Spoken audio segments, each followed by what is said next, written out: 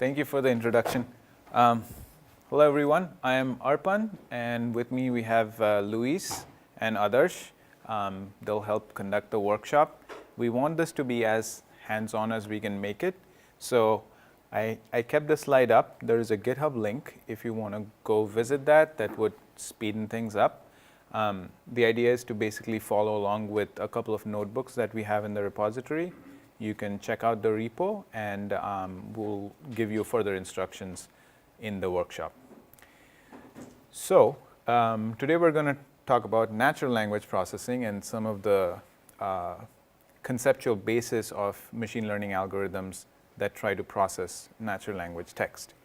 A quick show of hands on who all have at least some familiarity with machine learning algorithms. Cool. How many of you have dabbled in analyzing text data? All right, so you understand my pain. Have most of you got the GitHub link? It's basically Adarsh 0806/ODSC. And I'll put this up later as well when we actually switch to the more practical stage. So this is going to be the outline of the talk. I'll briefly introduce the general area of natural language processing and the related applications and challenges. I'm then going to move on to basic text processing steps that are typically applied to raw text. I don't think it's for the room. It's just for the recording. Thanks. And then, so the text processing steps are common pre-processing steps you apply to raw text before you can use machine learning algorithms on them. Then we have two sections. One is basic NLP tasks, and we'll deal with bag of words and TF-IDF representation and apply that to document classification, specifically spam detection. And then in the slightly more advanced NLP section, we're going to talk about topic modeling using latent variable models like LDA. We'll go through a project using that, and then have a brief discussion of word-to-vec and GLOVE, which are word vector representations used in more deep learning models. All right, so go ahead. Did you say where this was? At the link? Yeah. Yeah, so feel free to go ahead and check out this repository ahead of time, but we'll also give you more time later on to work on it. Are the slides in there? The slides are not in there right now, but I will definitely put them in later on. Oh, the slides. Yeah, I have a feeling that I might end up making a few tweaks before posting them, but yeah, I'll definitely put them up. So, brief introduction to NLP, and this might be pretty common to a lot of you here. So as we know that language is an important medium for human communication, but on top of that, it might also end up being a good structure, a vehicle for human cognition as well. Because like some philosophers argue that it allows us to form more complex thoughts and reason about them. So when you think of natural language processing, don't just think about text analytics, but think about the meaning that it carries and how you can encode knowledge about the world using natural language. Okay, so what makes it so hard for computers to understand natural language? One of the biggest reasons is the lack of a precisely defined structure. Now, what do I mean by precisely defined structure? Let's take a look at some more structured languages to understand that better. For instance, mathematics has a fairly precisely defined structure. When I say y equals 2x plus 5, I'm saying that y is related to x as 2x plus 5. There is no ambiguity here. Similarly, formal logic has a precisely defined structure. When I say parent x comma y and parent x comma z implies sibling y comma z, I mean to say that if x is a parent of y and x is a parent of z, then y and z are siblings. Again, no ambiguity there. There are formal rules you can use to parse these languages. Another example that you might be more familiar with are programming and scripting languages. This is a SQL example. So, as I mentioned, these structured languages can be expressed using a predefined grammar, and then you can use well-defined algorithms to parse sentences that are formed in that language. And if a particular language does not follow those rules, then you can give up and say that, oh, there is a syntax error, that it doesn't match the expected grammatical rules. So you might also be thinking that English does have certain grammatical rules defined. That's true, and sometimes sentences like "my dog likes candy" are simple and therefore can be processed using these rules. But human discourse is often very complex and hard to parse. Like, there is some structure in it, but is it really worth it to go ahead and completely precisely parse each and every sentence? Maybe, maybe not. Also, sometimes humans make mistakes, grammatical errors, sometimes the semantics are hidden in subtleties. So what can computers do in such cases? Well, they can at least identify individual tokens, make some inferences based on those. They can try and find parts of speech and try and make further inferences based on that. Okay, so this sentence has this part of speech, and this verb relates to this noun, so there must be some relationship going on there. We can make smaller inferences even without capturing the entire meaning of sentences. So instead of trying to parse an entire sentence, one approach is to treat text as completely unstructured. That is, assume that there are no relationships between these terms. So you think of these as jumbled up, as a collection, as an unordered collection, right? You can still do a lot of cool things with it. For instance, you can compute the relative importance of words based on a given corpus, or you can mark words that are more positive or negative and then infer sentiment from documents based on that. Some of the applications, the more popular ones, like sentiment analysis, topic modeling, and even translation. So these are things that you can do even without completely extracting meaning from these sentences. Okay. Some of the challenges, right? One of the challenges is, how do I represent this piece of text? In its current form, it is very hard to process using statistical or machine learning approaches. So do I split it into individual words as an unordered collection? Do I try to explicitly form these relationships and capture them? Or do I try to turn that into a numeric vector? As we'll see later on, for a lot of the more advanced machine learning approaches, we will want to convert them into some numerical quantity. Right? Another challenge is that natural language typically has a temporal sequence ordering of words, and that's something that a lot of these models don't really take into account, but can affect the meaning of a sentence a lot. One example where it really comes of use is sequence prediction, where you're trying to predict the next token or next word based on what has come till that point.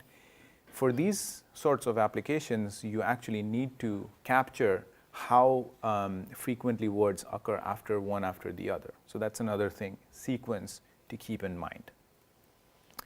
One of the biggest challenges, though, is maintaining context. So when you're analyzing a conversation or a longer article or piece of text, you often have words or phrases that have occurred before, which actually point back to something else that has come before it, and that truly brings out the meaning in the sentence. It's not enough to just look at sort of local regions of text. So this is one of the bigger, sort of harder challenges in NLP today. So a quick summary of typical natural language processing pipelines.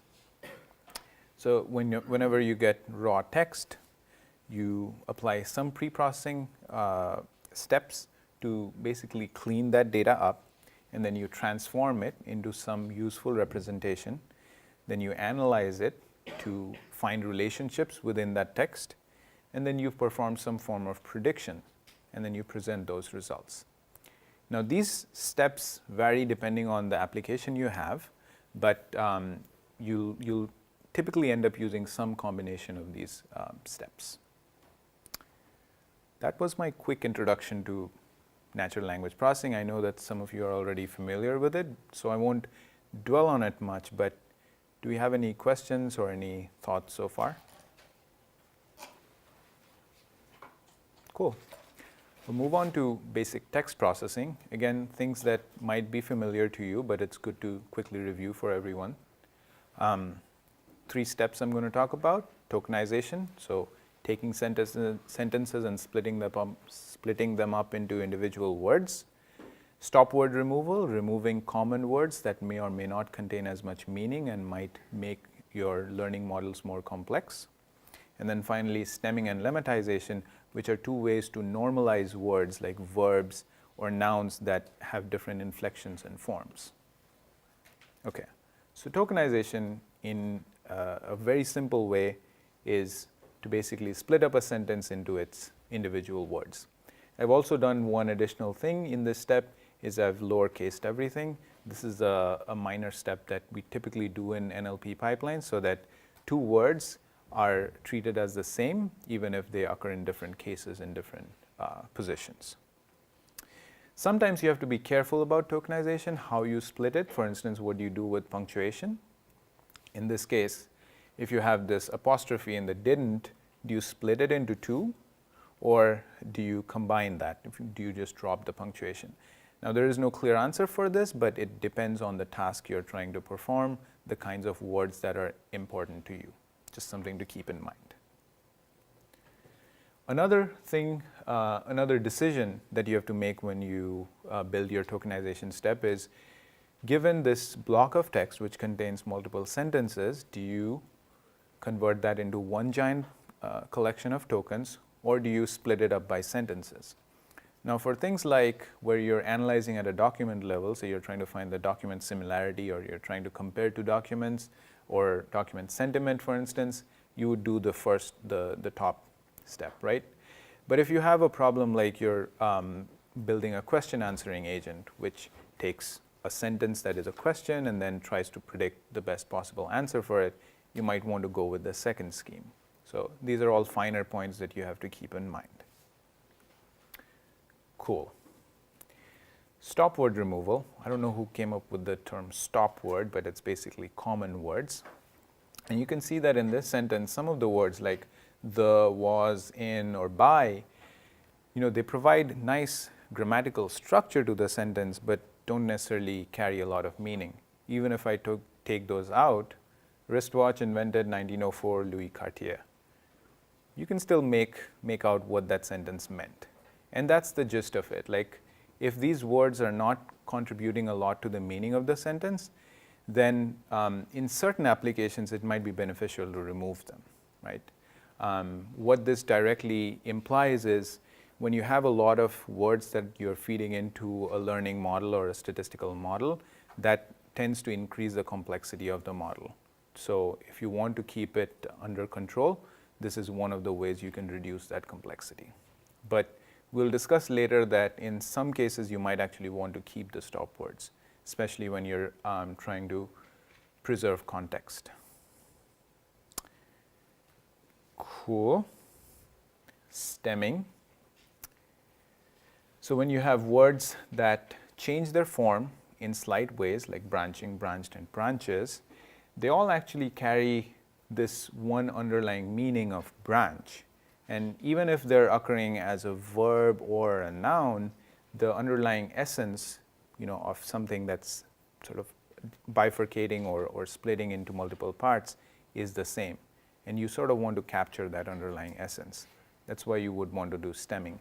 Another reason is to, again, reduce complexity. If you have these words treated as individual entities, then your number of unique words that you're trying to process grows a lot. Now, stemming is a very crude approach. So whenever you have words like caching, cached, caches, it will actually remove these parts and you'll end up with a stem or root that is not necessarily a complete word. But that's okay, because again, think about what we're doing here. We're trying to tie these tokens to their underlying meanings. They don't necessarily need to be properly formed English words. Okay? Yeah, so as long as it captures the general essence of the word, we're fine with that. Lemmatization is a slightly more complex way of doing similar reductions. It's able to convert complex words like is, was, were to their root form, which in this case is be. And in this case, we actually have to use some form of a dictionary or mapping from the root form to the different inflections. Okay? So this is a more computationally intensive process. You might have to think about whether you want to use stemming or lemmatization or a combination of both. It all varies depending on your application. So I wanted to go over a quick summary of these approaches. And so this is just the text sort of pre-processing stage. You get your raw text in, you tokenize it, you convert it into lowercase and split into individual words. You clean it, you can remove all the stop words, so you try to retain all the words that are unique and carry the most meaning. And then you normalize by a combination of stemming and lemmatization. And you can notice that some of the results, like university gets reduced to universe, might not be as intuitive, but end up performing well when you're trying to do learning or inference based on them. For instance, you might have the idea of a university and universe. Now, these are two different ideas, but they have some common underlying meaning, and that's what this is trying to capture. Cool. So this was the quick summary of text processing. Any ideas or any questions? Anything you want to share at this point? Yeah? I was wondering, if you wanted to keep the part of speech information, I heard someone say that you can sometimes group like the part of speech tag with the token itself. Mm-hmm. Have you seen that before? Yeah. Differentiate? You can keep it in this form. It doesn't make a whole lot of difference at this stage.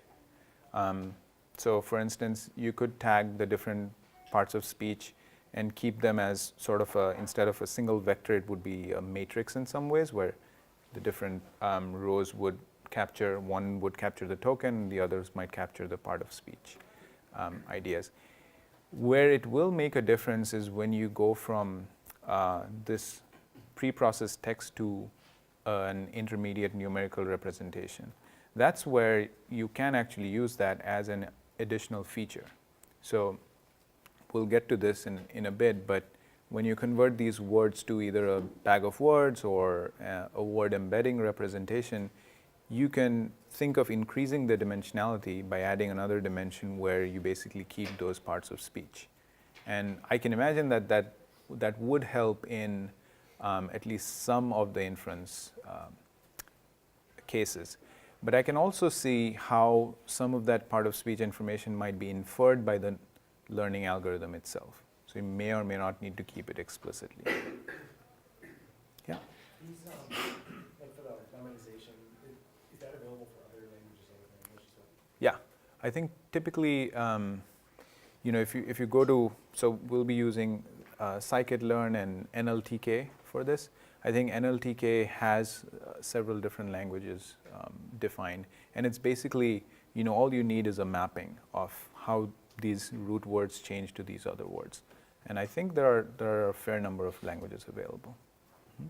And same goes for actually stemming as well, because stemming also uses simple rules.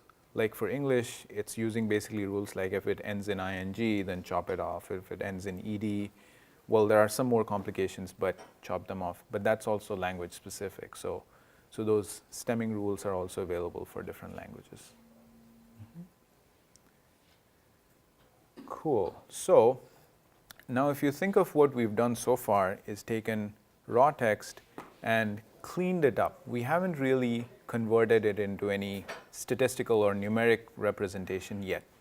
So that's going to be the subject of our next section. And specifically, we'll start with looking at a bag of words representation, which is pretty popular, pretty intuitive, and it actually works pretty well in a lot of NLP problems. We'll also look at a slight sort of improvement on that model, which treats the bag of words representation more like a document term matrix, and then applies some optimizations on it. And then finally, we'll apply that to a document classification task. Cool. So, bag of words model, again, might be familiar to you. You treat each document as a collection of words. Now here, a document might mean an entire sort of article or report, or it might mean a single tweet, or it might mean just a small collection of text. It depends on the level of granularity at which you are trying to analyze your text. Okay, so you treat the document as a bag of words, right? So some examples, like these titles, you can convert them using those same pre-processing steps that we saw before into an unordered collection of words. Now, what's the problem with a representation like this? Can anyone tell me if they see any issues with this? Yeah? I lost the sequential, like, where and the second, I think, is there a problem if the word you have multiple meaning, and if you just treat it as a single word, is that cause some problem? Those are very good points.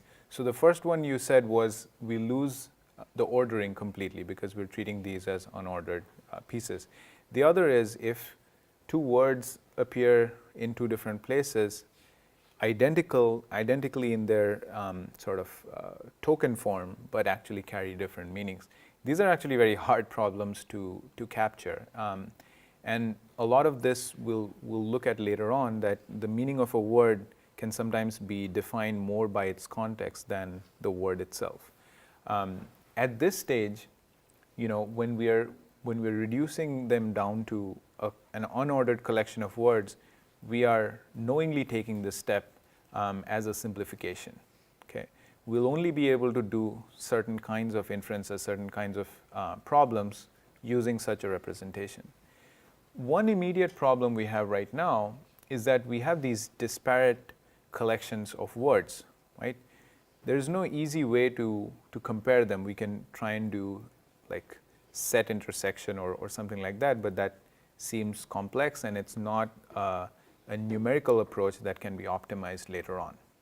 So one of the things we can do is, instead of collecting the words from each individual document out, we treat this whole thing as a single corpus or set of documents, and then collect all the words, all the unique words from that. We call it the vocabulary. And then we create a vector where these words serve as the vector positions, or in this case, you can think of this as a matrix, and so there are matrix columns. And we start marking in those cells how many times that word occurs in that document, right? Pretty simple representation. And we've already gone from the more intuitive bag of words view to something that you can think of as a document term matrix, where the rows are the documents and the columns are the terms, right? Now, we can already do a lot of useful things with this. For instance, we can start comparing documents, okay? So, and by the way, the individual values, you can think of them as term frequencies, how frequently a term occurs in a document. Okay, so let's see how we can use term frequencies to compare documents. Say you treat these two rows as two vectors, A and B, right? Can somebody suggest a measure of similarity for vectors? Sorry? Cosine distance. Cosine distance, that's a good point. We'll come to that as an improvement. The more naive approach is to just take the dot product. It does work to a certain extent, if you think about it. The dot product is basically multiplying the values in each corresponding position and then summing them up, right? So wherever we have a common count, then we have a non-zero value. Wherever we have zeros in either of the vectors, those turn out to be zeros, and this sums to basically 1. So this is the more naive way of computing similarity. What's the biggest problem with this dot product metric for similarity? Yeah?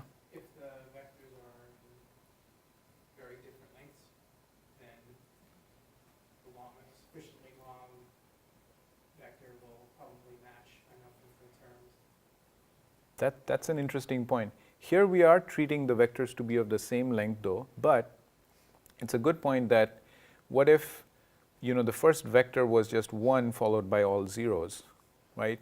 And then this second one had 1 and then 0, 0 and some 1s and 2s later on. We would get the same dot product. In fact, if we had two identical vectors which were 1 followed by all zeros, 1 followed by all zeros, we would get the same dot product value.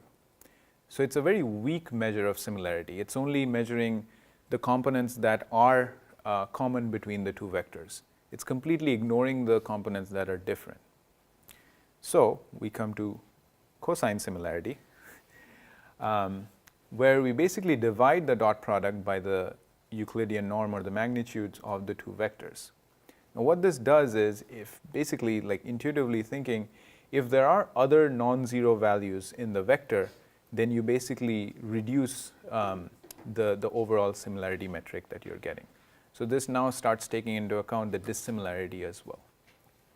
Another way of thinking about the cosine similarity is it's the cos of the angle between the two vectors. If you think of these two rows as representing vectors in some high dimensional space, then it's the angle between these two. And one nice property about cosine is that if the two vectors are pointing in the same direction, they're identical, then the cosine is 1, right? If they're orthogonal to each other, then it's 0. And if they're opposite to each other, then -1, right? So it sort of smoothly varies from +1, most similar, to 0, orthogonal, to -1 if it's completely opposite to each other.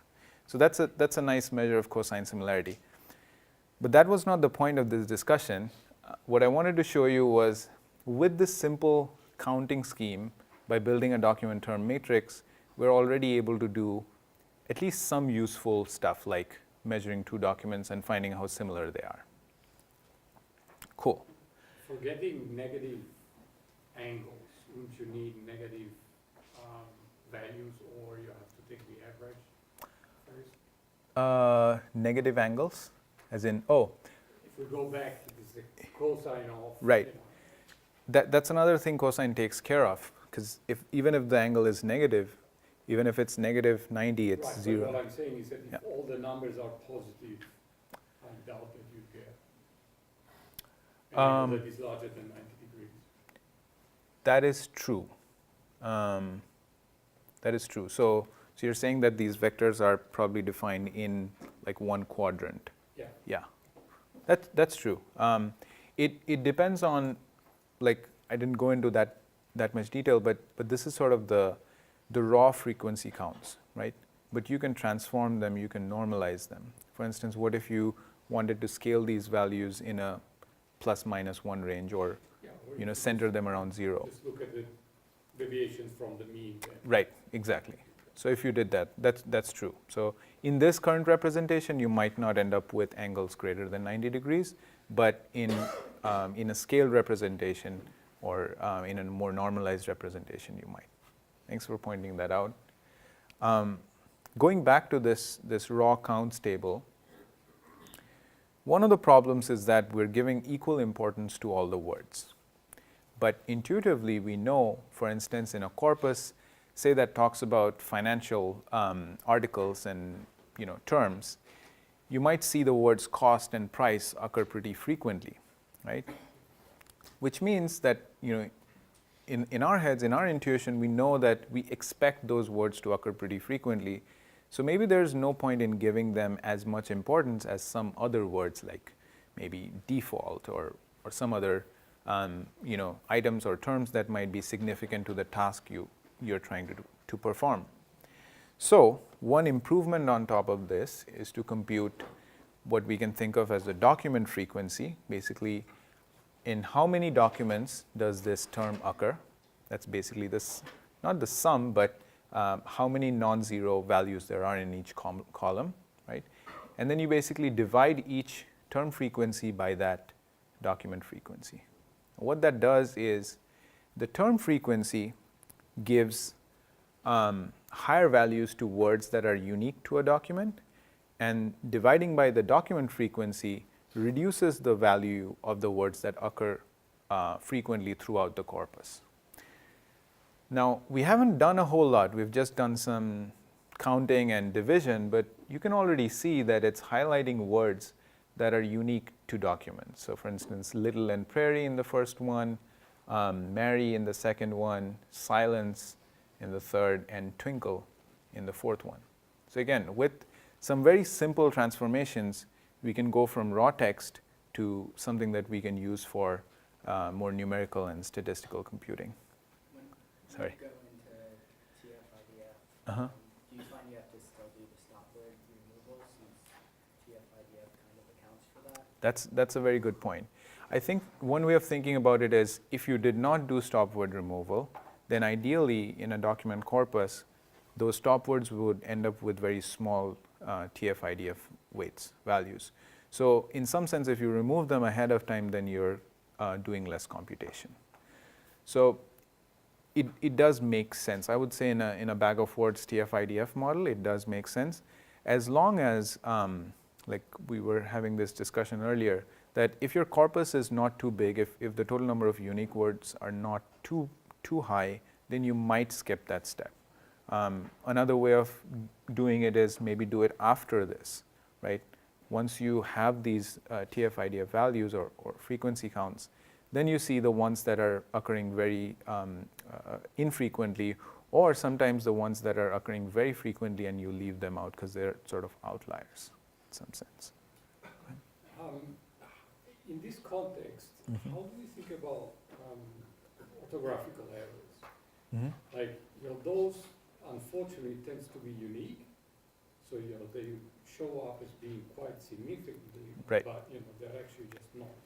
Yeah, so that's why I was mentioning, like you kind of, typically what you do is you trim off from both ends, like you trim off the very infrequent words, like which occur maybe only in one or two documents, and the ones that occur very frequently. And you're right, the reason for it is the ones that occur maybe in like a handful of documents probably don't carry enough meaning anyways for the overall corpus, right? They're not able to describe the relationships between the documents as much. And at the same time, the words that occur very frequently also probably don't carry as much meaning for the opposite reason. So we've been talking about TF-IDF. Let's sort of formalize it a little bit. I'm not going to dwell on it too much. The TF-IDF, or term frequency inverse document frequency, is a transformation or a measure of a given term in a given document, so lowercase t, lowercase d, under the context of a document corpus, uppercase D here, which is a product of two terms, the term frequency, TD, and inverse document frequency, T, uppercase D. Now, the exact definition of TF and IDF varies from application to application, and some of the different variations have certain pros and cons. One of the more typical ones for term frequency is basically you take the raw count and then you divide by the total number of words in that document. So, for instance, if you have some word occurring, 3 times in a document, and there are, 100 words in that document, then the TF value would be 0.03. And this basically scales it nicely within a range of 0 to 1, easier to work with. Similarly, a common form of the inverse document frequency is basically the total number of documents in your corpus divided by the number of documents in which that term occurs. and then you take the log of it. So if you look at the portion within the log, say you have 10,000 documents in your corpus. So it'll be 10,000 divided by, say that word occurs in 10 of those documents or something. Then you end up having a value of 1,000. So this value within the log here can vary a lot. It can be pretty high for terms that are rare. So in order to scale that down to a more manageable range, we take a log. Now, keep in mind that this still doesn't bring it down to a neat 0 to 1 range, but that's okay, because the TF and IDF components are to be thought of as weights that you're putting, not necessarily proper probabilities. Now, there are certain approaches, certain variations of this, where people normalize these to a 0 to 1 range so that they can treat them as probabilities going forward. But this is sort of the more common approach. And that's pretty much it for our discussion of bag of words and TF-IDF. I don't want to lecture too much. The next point, the next segment is basically jumping into the document classification task. Before we do that, again, any other questions so far? Cool. So to lead us through this task, we'll have Adarsh come over. He's sort of designed an IPython notebook that you can open, follow along. So quick show of hands, how many people have been able to check out the repository? Okay, cool. If you need any help, myself and Luis will be around. Let's switch. Quick show of hands, how many of you folks have Jupyter Notebooks installed in your system? Okay, great. So, Do you want a mic up? Oh, right.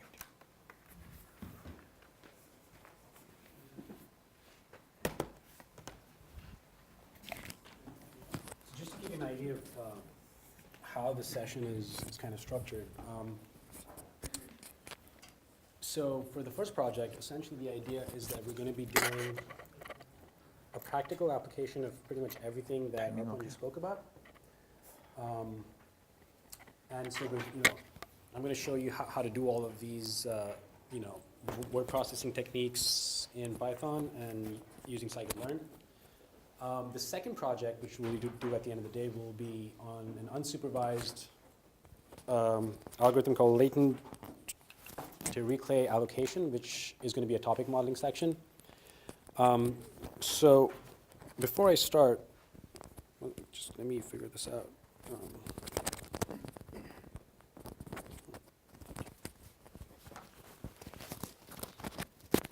Okay. Yeah, so this particular project, the idea is to show you how we can start word processing using a pretty basic and simple algorithm called the Bayes theorem, and then extend that into the naive Bayes theorem. Apply all the word processing techniques that Arpan mentioned. Create a bag of words, document term matrix, show you how to implement TF-IDF, and then at the end of it, we will calculate a bunch of metrics. So the accuracy, precision, recall, F1 score on our data set, which is an open source data set on UCI. So how many folks here are familiar with Bayes' theorem and Bayesian inference? Okay, cool. So there are a couple of ways of doing this. I can run through this notebook with you. So the notebook has solutions. If you are familiar with a lot of the concepts that are in the notebook, I can speed through them or I can gloss over them. I don't want to spend too much time explaining them necessarily if most of you are familiar with it, but the purpose of this is to show you how to practically code it up.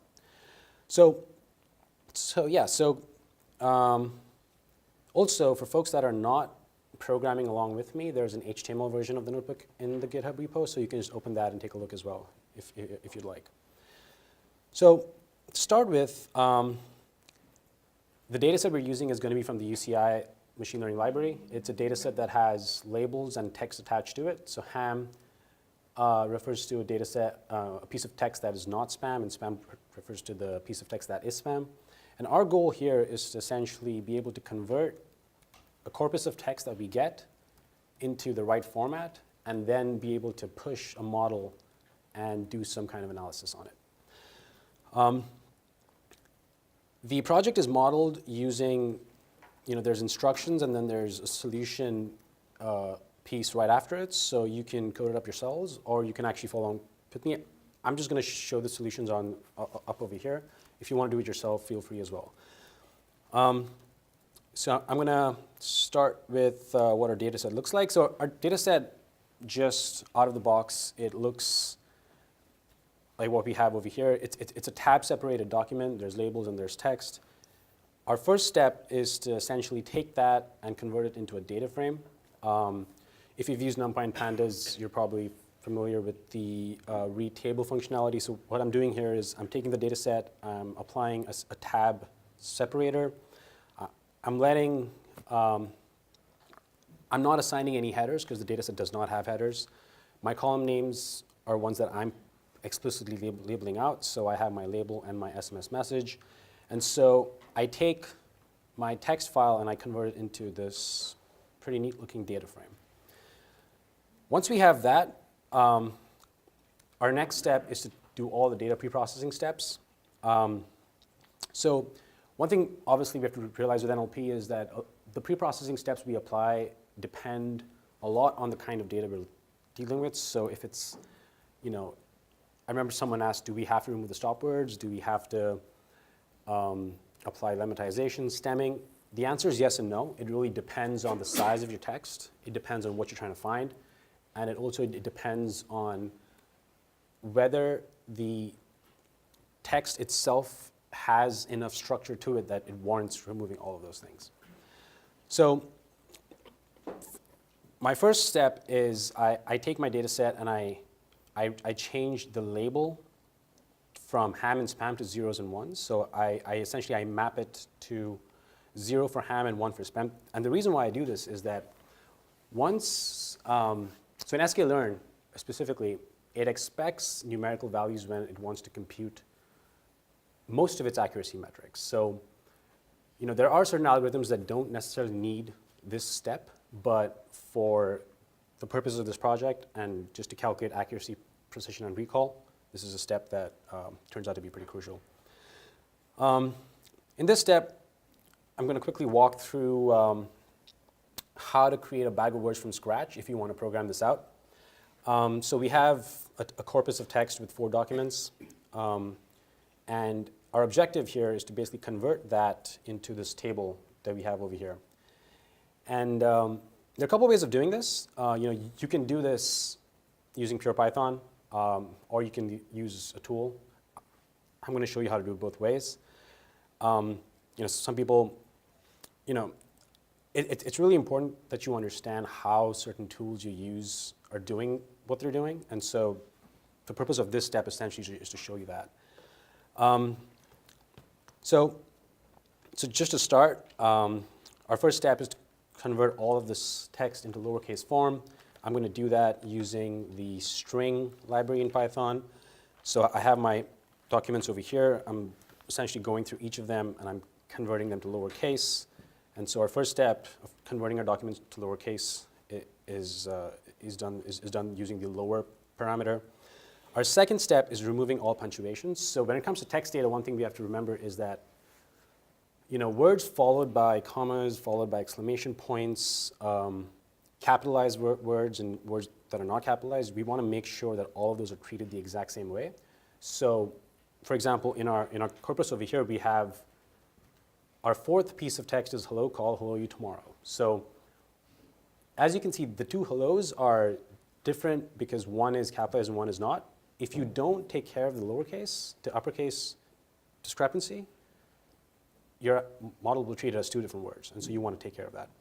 Similarly, if you don't remove punctuation, it'll treat words as 2 different entities as well. So removing punctuations is crucial. So for removing punctuations, I'm going to use the string library. And so what I'm going to do is I'm essentially just going to go through each of the documents, convert them by removing all the punctuation by replacing it with a null. And what we get is the output over here. So as you can see, now we have our same corpus of text without any punctuation marks.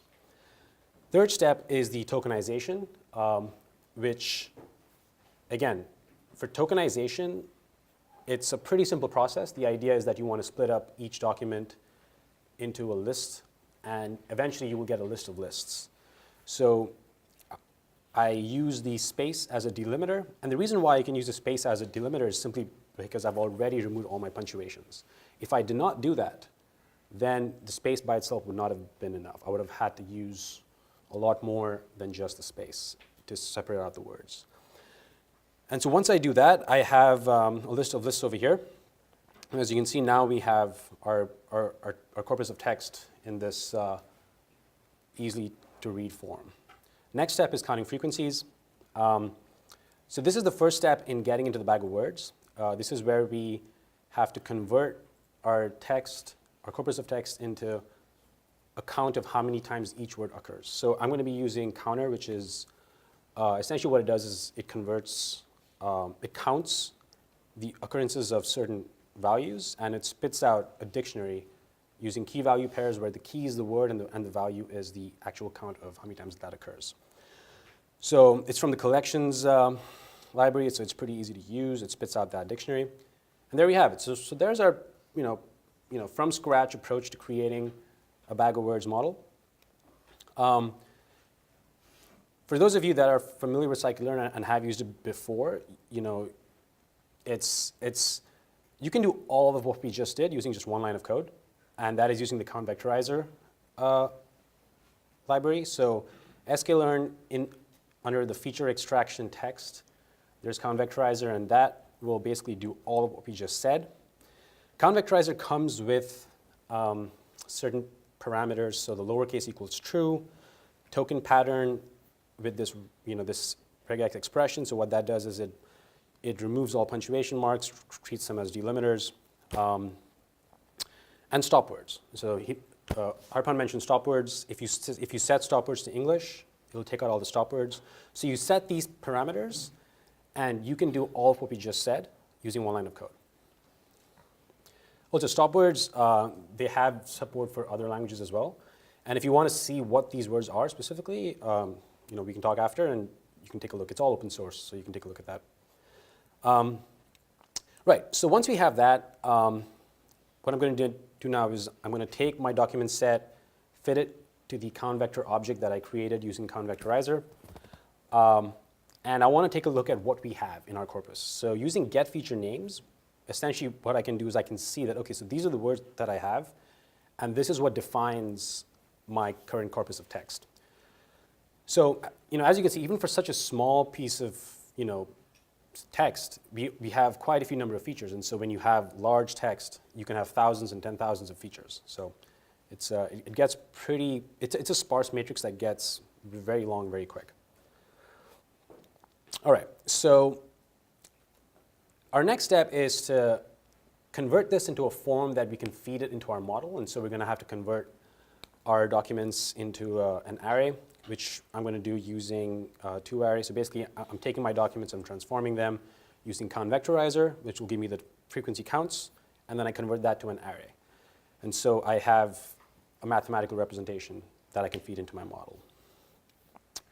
Once I have that, I'm going to create a data frame. So for folks that are familiar with pandas, a data frame is pretty much a table. So what I'm going to do now is I'm going to take my array, I'm going to feed that into my data frame, and I'm going to explicitly set my column names to the feature names that I get from my count vectorizer. So we have gone from a piece of text to our frequency matrix using about 7 lines of code, which would have taken a lot more if we didn't use these libraries. All right, so I'm going to quickly segue into TF-IDF. Arpan mentioned it as well. So for the purposes of this particular data set, we're not going to have to apply this transformation, but just to show you how it's done if you want to do it in code. Here's a quick example. So if we have a document containing 100 words where the word tiger appears 3 times, we're going to calculate our term frequency, which is the number of times that word appears in a document divided by the total number of terms in the document. So basically, it's 3 divided by 100. Our inverse document frequency is the log of the total number of documents we have and the number of documents with that specific term in it. So the good thing about TF-IDF is that it gives more weight to words that may otherwise not pop up in your simple bag of words model. So, you may have words that, they have very high count frequencies, but there may be like nouns, for example, that don't appear as much, and you still want to give them a higher weight. And so TF-IDF does a good job of actually increasing weights for those specific words. There is a flip side, though, which you will see in our second project when we apply this on our LDA model. It doesn't necessarily always give a better performance because, let's say you have an unsupervised, let's say you have large corpus of text and it's unsupervised and you don't know what exactly you're trying to look for. If you give heavy weights to nouns and not so much like words around it, you may not get the right topics. And this is for a topic modeling use case. So, applying TF-IDF, it really comes down to understanding what kind of data you're dealing with. So, just a quick point. If you want to actually implement TF-IDF on your data set, I'm going to do that using, again, it's the same library that has convectorizer. It's called TF-IDF vectorizer. I'm going to apply the same steps. So I'm going to create an object of that library. I'm going to fit my documents into that. I'm going to transform it to an array and then create a data frame with the column names that have my feature names so that I can actually see which word has what weight. And as you can see, we got counts before, and now we get these weights. Jumping into the training and testing set, you're all probably familiar with this. I'm going to split my data set into a training and testing set. X-train and X-test is my content, so that's my training and testing set on my content side. Y-train and Y-test is my label data, so I've got my training and testing set for both. I'm going to do that using train test split. So we have 5,500 rows. I split them, and we have about 4,100 rows in our training set. Got a little deprecation warning here because cross-validation is not supported in version 0.18, which I have to change. Okay. Cool. So now going back to our original data set, which had 5,500 rows, what I'm going to do is I'm going to apply our convectorizer to our original data set. So I'm going to create the instance. I'm going to fit and transform our training data, and I'm going to call the training data. And I'm going to transform our testing data, and I'm going to label it testing data. So I'm not going to touch this until the end of the project. Here's a quick explanation of the Bayes theorem. Considering most people here are familiar with it, I'm not going to go into too much details, but the idea is that you can find the probability of a certain event happening based on the probabilistic inferences that you have on certain other events happening. And so I give a quick example over here about a diabetes test. So if the probability of someone having diabetes is 1%, and we know the probability of, let's say you have diabetes and you get a positive test, it's and let's say you know that if you don't have diabetes and you get a negative test result, it's 0.9. If you know these values, then we can infer something that we could not have known otherwise. So for example, given that you got a positive test result, do you actually have diabetes? So in this room, if 1% of this population has diabetes and you got a positive test result, does that mean that you actually have diabetes? You don't know. But you can find that out using Bayes' theorem, and that's kind of what this goes into explaining. And so, so we have our priors and our posteriors. I've listed out our priors. Our objective is to find, given that you have a positive test, do you actually have the disease? You don't know. And so in order to do that, we need to find the general probability of someone getting a positive test result. And so I've done that in this particular step over here, where essentially the general probability of someone getting a positive test result is the probability of someone is the probability of like the general population having diabetes times the, given that you have diabetes and you get a positive result, and given that you don't have diabetes and you get a positive result, and you sum the two, and that's when you get the general probability of a positive test result. Once you have that, you can put that into your model, and you basically find that, oh, it's an 8% chance, which means you probably don't have diabetes, even if you get a positive test result. And that's where it's useful. So I extend this. So these nodes are the actual derivation of it. It's pretty much all mathematical. You don't have to get into that. You can treat it as a black box for all practical purposes. I extend this model into the naive Bayes implementation, where the idea is if you have more than one feature set. So the reason why I bring this up is because in text classification methods, you have thousands of features. And so in this particular example, the x1 to xn are your feature sets. And so you can have thousands and millions of words, and you want to be able to predict a certain event based on that. And so what naive Bayes does pretty well is that it's able to handle this pretty well, but it does treat those as individual concepts. So it does not have any kind of linkage. So Arpan brought up the idea of context. Naive Bayes throws context out the window, really. So in this example,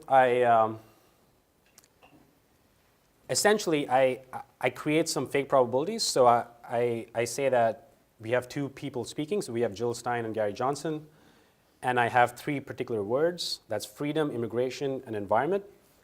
And I have the probability of each politician saying a particular word. So Jill Stein says freedom, 0.1. Jill Stein says immigration, it's 0.1. Jill Stein says environment, it's 0.8. So it's a pretty high chance that she says the word environment. Similarly, for Gary Johnson, the highest probability is that he's going to say the word freedom. Now, if you want to extend this, the big question is, okay, what is the probability that Jill Stein says the words freedom and immigration? So now we have priors. So we have the probability of one of them speaking, which is 0.5, which I've just created. We have all of these conditional probabilities that we know. And now I want to extend my Bayes theorem and try to understand what is the probability that she says two words and not just one. And that's where the naive Bayes theorem comes in. I'll tie this all into spam detection just because these words can be words in the text corpus, and it pretty much applies the same concept. So over here, the main, or like the one value that we have to calculate is the probability of the words freedom and immigration being said in general. So just like in the previous case, in the vanilla Bayes theorem, it's what's the probability of getting a positive test result, because that's our evidence. Here, it's what's the probability of the words freedom and immigration being said, and that's our evidence. So, and in order to calculate that, we have to know two things. So we have to sum the probabilities of Jill Stein giving a speech, and along with her individual probabilities of her saying the word freedom and immigration. And we do that for both. We sum them up, and what we get is 0.075, and that is the general probability of both Jill Stein and Gary Johnson saying the words freedom and immigration. So what I've done is I've multiplied Jill Stein, the chances of her speaking, plus the probability of her saying freedom individually, immigration individually. I've summed that up. I multiply it up, and then I add that with the same values for Gary Johnson. Once we have that, I'm able to plug that into my naive Bayes theorem, because that's my evidence at the bottom in the formula, and I see that the probability of Gary Johnson saying the words freedom and immigration are 93%. So if the math all goes, if it's and I'm going pretty quickly, and so the probability, and it's pretty obtuse, but the reason why I bring this up is just to show you that, natural language processing pretty much applies this concept, and the idea of no context can be taken directly from this, in the sense that it treats every word as an individual entity. It's kind of like when you search for Sacramento Kings on Google, you don't want the picture of Sacramento and you don't want pictures of Kings. You want a picture of the basketball team. And in order to do that, you should be able to define some kind of relationship between the two words. Otherwise, you're going to get two individual pictures. I mean, two individual kinds of pictures. So running into all that we just derived, I'm going to do that using scikit-learn. Scikit-learn has the entire naive Bayes implementation as a library. I'm going to import that. I'm going to create the model variable as naive Bayes. I import multinomial because scikit-learn does not have binomial, because in our case, it's one of two variables, but multinomial is a generalization of binomial. It takes two or more values. I fit my training data, and then I do some predictions. So I save my predictions in the predictions variable, and I'm predicting on the testing data. You'll notice that I haven't touched testing data after I pre-processed it. This here is just to show you that even if I apply SVMs and MLPs and a logistic regression, we get pretty much the same result, which I'll show you at the end. To evaluate our model, when it comes to this particular case of spam detection, there's accuracy, precision, and recall. So usually accuracy works in many cases, but when you have imbalanced data sets, it's not a good metric. So for example, like precision will tell us what proportion of messages that we classified as spam were actually spam. And recall is, the proportion of messages that were actually spam and that were classified by us correctly.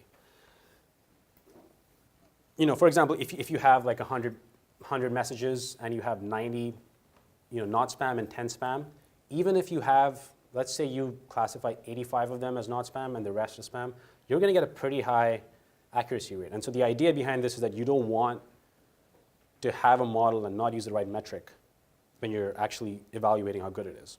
And so a good way to kind of get the sweet spot between precision and recall is using the F1 score, which is the harmonic mean. Harmonic means work well with ratios, and so that's essentially the reason why we use it. There is an additional extension to the F1 score, which is the F1 beta score. So if you want more weight to, say, precision or more weight to recall, you can actually define that based on your use case. So for medical data, for example, you don't want too many false negatives, for example. So for that particular case, the F1 beta score is pretty useful. I run my metrics on my model using the prediction that I get. I get a pretty good result on my F1 score for naive Bayes. It's pretty much comparable to logistic regression and SVMs and even the multilayer perceptron. And so that just goes to show, naive Bayes, even though it does not treat words with any kind of context, it does have a very high level of efficiency, just because if you actually term the weights right and you are able to put words in their right places in terms of how they affect the impact of the classification of the document you're dealing with, they're very effective. And so, and so this is the end of this part of the project. It's basically a quick introduction into natural language processing and how to deal with text data that have labels and why preprocessing plays a pretty important role. In the second project at the end, we're going to deal with unsupervised learning, which is we're going to have a large corpus of text. We're not going to know what kind of text it is, in the sense that our objective will be to find topics in this large corpus of text. And we're going to do that using an algorithm called latent directly allocation. We're going to be using a library called GenSim, which is, again, open source. So you can take a look at the original code. And yeah, I'll see you guys then. Thanks. Cool. So, hello everyone. How are people doing? Are you good? Should we go ahead and start on the next section? We've been talking about it. We've been referring to this already, so you have some idea of what we're going to get into. So the quick outline for this is we'll talk about latent or hidden variables that might affect how words or topics or documents are generated. Then we're going to treat this as a task of topic modeling and go into another notebook for that. And then we're going to come back and discuss some word embeddings or vector representations that are becoming more and more popular today and are being used in deep learning architectures. All right, so going back to our bag of words model, let's think about it graphically.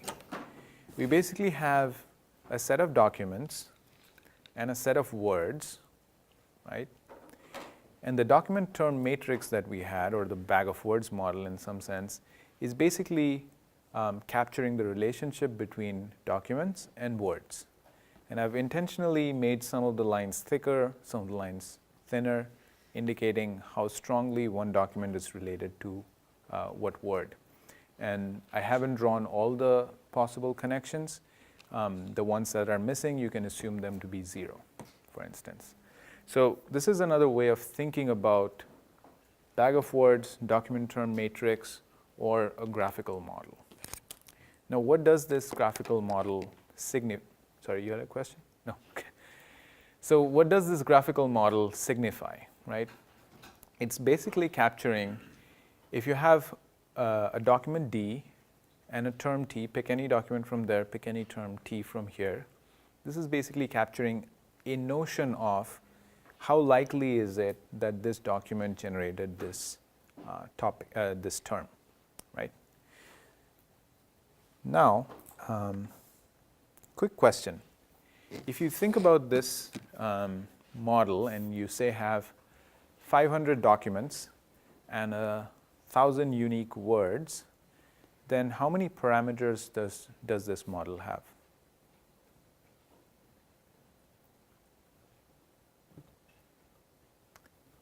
$500 documents, 1,000 unique words.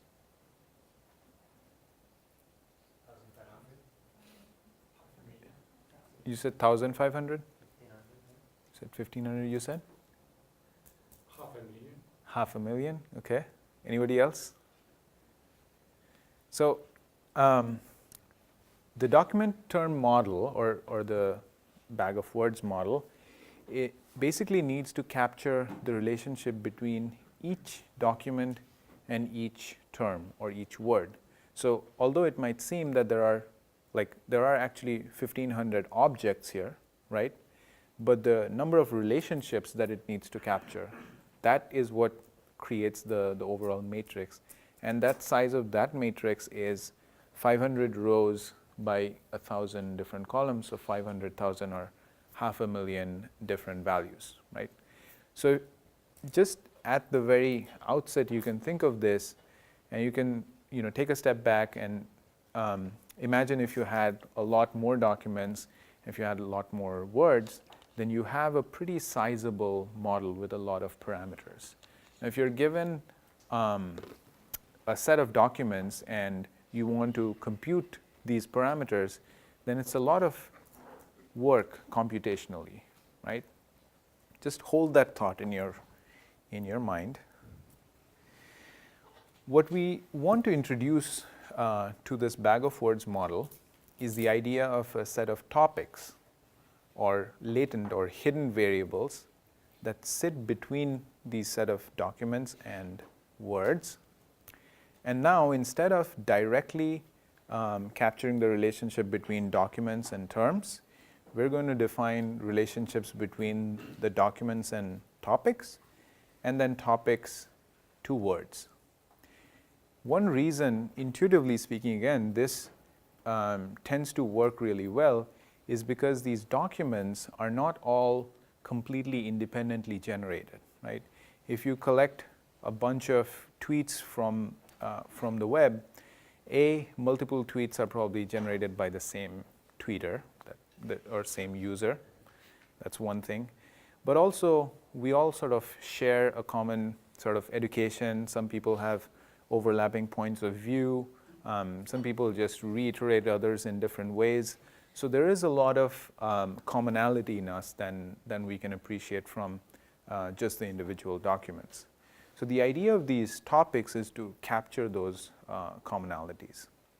Now, imagine that same context where we have 500 documents and 1,000 unique words. But say we want to analyze this whole sort of setup in terms of 10 topics. Okay, so we have 500 documents, 10 topics, and 1,000 unique words. Now, how many parameters does this model need?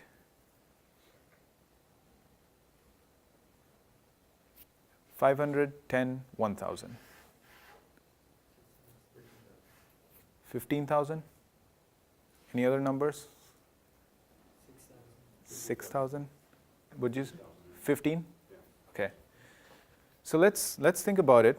Again, the idea is very similar to before. We have 500 documents times 10 topics. That's the number of parameters we need to capture this upper portion of the relationship, right? So 500 times 10 is 5,000. And then we have 10 times 1,000 for this relationship. So we have 10,000. So we have 15,000, right?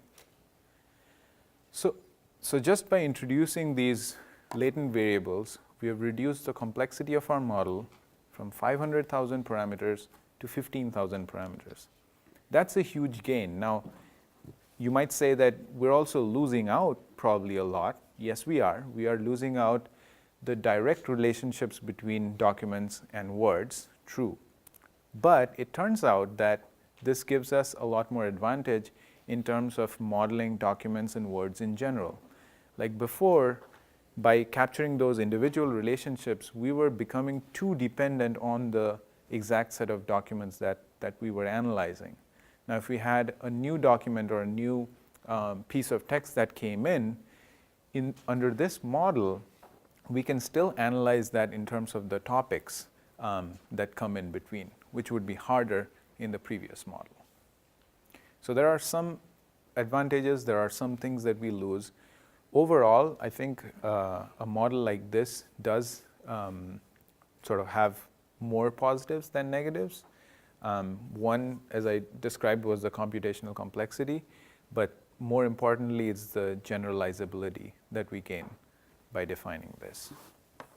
Now, this is the sort of basic idea of latent variables. A lot of different variations of these latent variable-based models have come up. The one that we will look into in more detail is LDA, latent Dirichlet allocation. Also quickly, just to refer back to that intuition of earlier we were capturing what's the likelihood that a certain document D generated a term T. Now we are capturing two such parameters or parameter vectors. One is given a document D, what are the likely topics that are present in that document? And then given a topic Z, what are the terms or words that it might generate? Okay, so we've sort of factorized or broken down that giant matrix into two. So, and now our previous sort of technically speaking, you could call this a conditional probability, can be broken down into two separate terms and summed over all possible topics. We don't need to go into this into a whole lot of detail right now, but if you have questions, I'm happy to answer later on. Or any other thing, like we can maybe take any other questions you might have right now. Not yet? Okay. So in this picture, looking just at the probabilities and thinking of, we can look at these conditional probabilities, but these are sort of only capturing the relationships between entities. They're not giving us a complete picture, right? So what is missing in this model right now? I'll not trouble you too much. Sorry? The words defining the topic. The words that define the topic? Cool, that's important. I think that's what we're trying to capture with P, T given Z. But We don't know what the topics are. we don't know what the topics are. That's a big point that's missing. Like we've assumed that there is a set of topics, but right now we don't know what the topics are. That's what makes this sort of estimation an unsupervised learning problem, because you don't really have those labels, you don't really have those topics in hand to fit, right? So you kind of have to both estimate the topics and these probability distributions simultaneously, right? Another thing that you think, if you look at this carefully, we have conditional probabilities, but we don't have priors. We don't know the prior probability of a certain topic occurring or the prior probability of certain documents occurring, which means that, for instance, if we wanted to compute what is the likelihood of, or what is the probability of a particular term to come up, we might not be able to tell that given just this information. Just to summarize that, we have conditional probabilities, right? But how do we find out joint probabilities, or where are the priors on these documents? And those are the parts that are missing.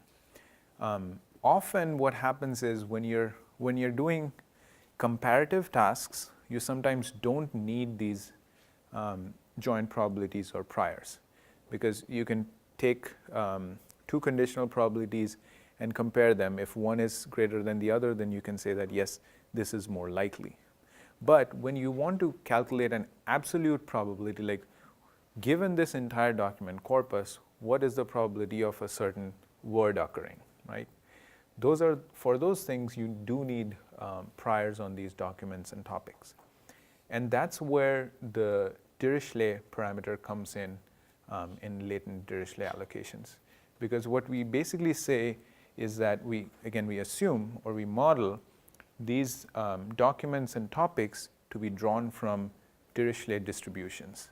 Now, Dirichlet distributions like uniform distribution or normal distributions is a distribution over variables, right? The unique thing about Dirichlet distributions is that given a set of variables, the distribution sums to 1 at every sampling point. So basically, if you think about it, it's like if you have, in this case, if you have a document and you want to express it as a composition of a bunch of different topics, then that composition should sum to 1, should sum to whole. And that's what the Dirichlet distribution captures. And the parameters that it has basically tunes or captures the idea how mixed those distributions are or how disparate those distributions are. So I won't go into a whole lot of detail into the distribution itself. Again, we have like more material I can link you to. But the idea is that for a given corpus, these distribution parameters ultimately generate all the topics when you figure it all, like when you put all the pieces in place. And that's what we're going to do next. And some of you might have seen this picture before, but let's still build it up. So in this probabilistic model, we have words, and those words are the only observable quantities, right? So if you look at these collections of documents, those individual words are the prime objects that you're able to observe. Now, each document consists of n such words, right? And in our modeling, we say that these words are generated from certain topics, C. So each document consists of n words and a certain combination of topics. And then there are m such documents in the corpus. Okay. Now we do an interesting thing. Instead of identifying this document as an individual object, say D, like we were doing before, we say that that document is generated from a set of parameters theta. And the reason we do this is because, like, remember before, for instance, in a bag of words model or some of the more primitive models, I would say, your training set consists of a certain number of documents, and the model that you learn becomes dependent on that set of documents. When you define your document as a set of parameters and then you put a prior distribution on it, then you become in some ways independent of that training set of documents. And this is a fairly subtle concept, and it might take, like it definitely took me quite a few times of reading and looking at different references to understand. But the reason we're doing this is so that our document does not become too dependent on the training set. Another way of saying that is we want to prevent overfitting. Okay. If we have a set of documents and our entire model was built starting from those set of documents, then we sort of get tied to them. But if we assume that, hey, these documents are not individual objects in space, they're also coming from some common parameters, then you sort of become independent of the specific set of documents you chose. Now, in addition to this, there's one more parameter, beta, which is another Dirichlet distribution. And so these two parameters ultimately, through this sort of chained inference, affect what words get generated. Alpha is the distribution for these theta parameters that define each document, and beta is the distribution for the topics that generate the words. Now, when you combine all this together, you get a giant, ugly probability equation. I'm not going to put that up in front of you. You can look at that later if you want to. This is actually a much more intuitive way of understanding the model. But what you, the kinds of things that you can now do are like, given a certain number of words, you can try and predict what the mixture of topics is.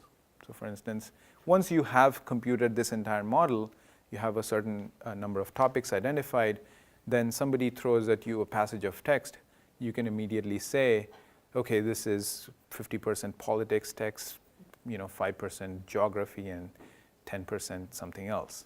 Those are the things that you can do. You could also say that, given a certain document, you can predict what words it'll generate, right?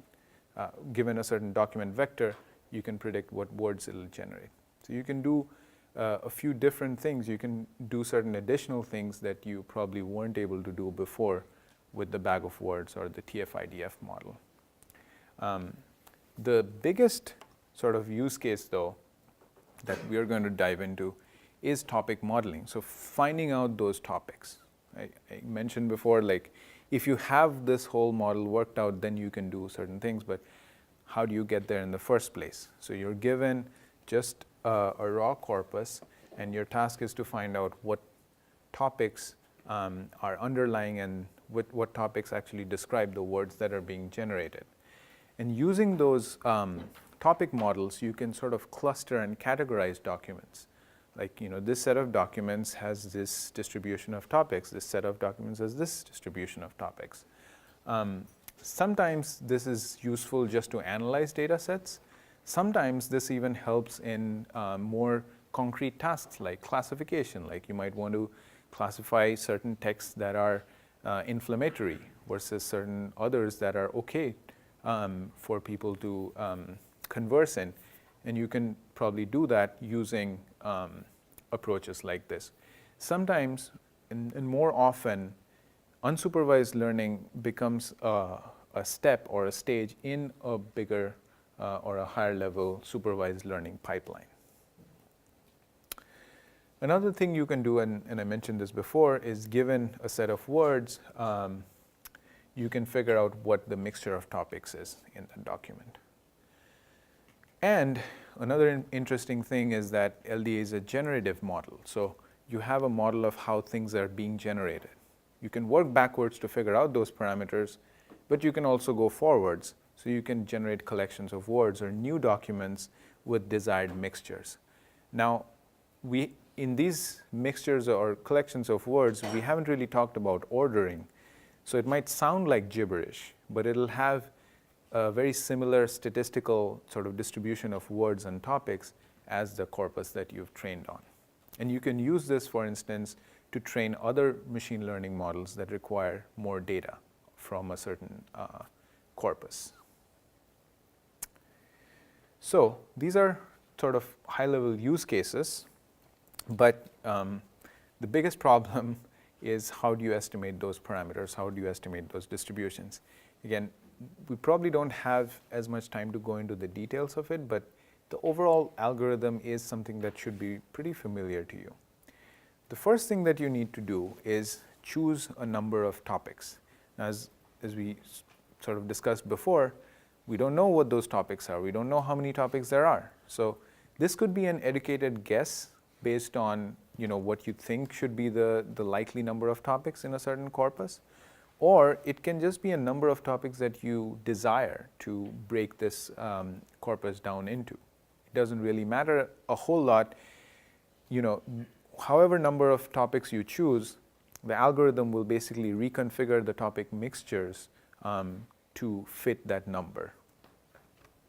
Once you have chosen a certain number of topics, you need to initialize the distribution parameters with random values.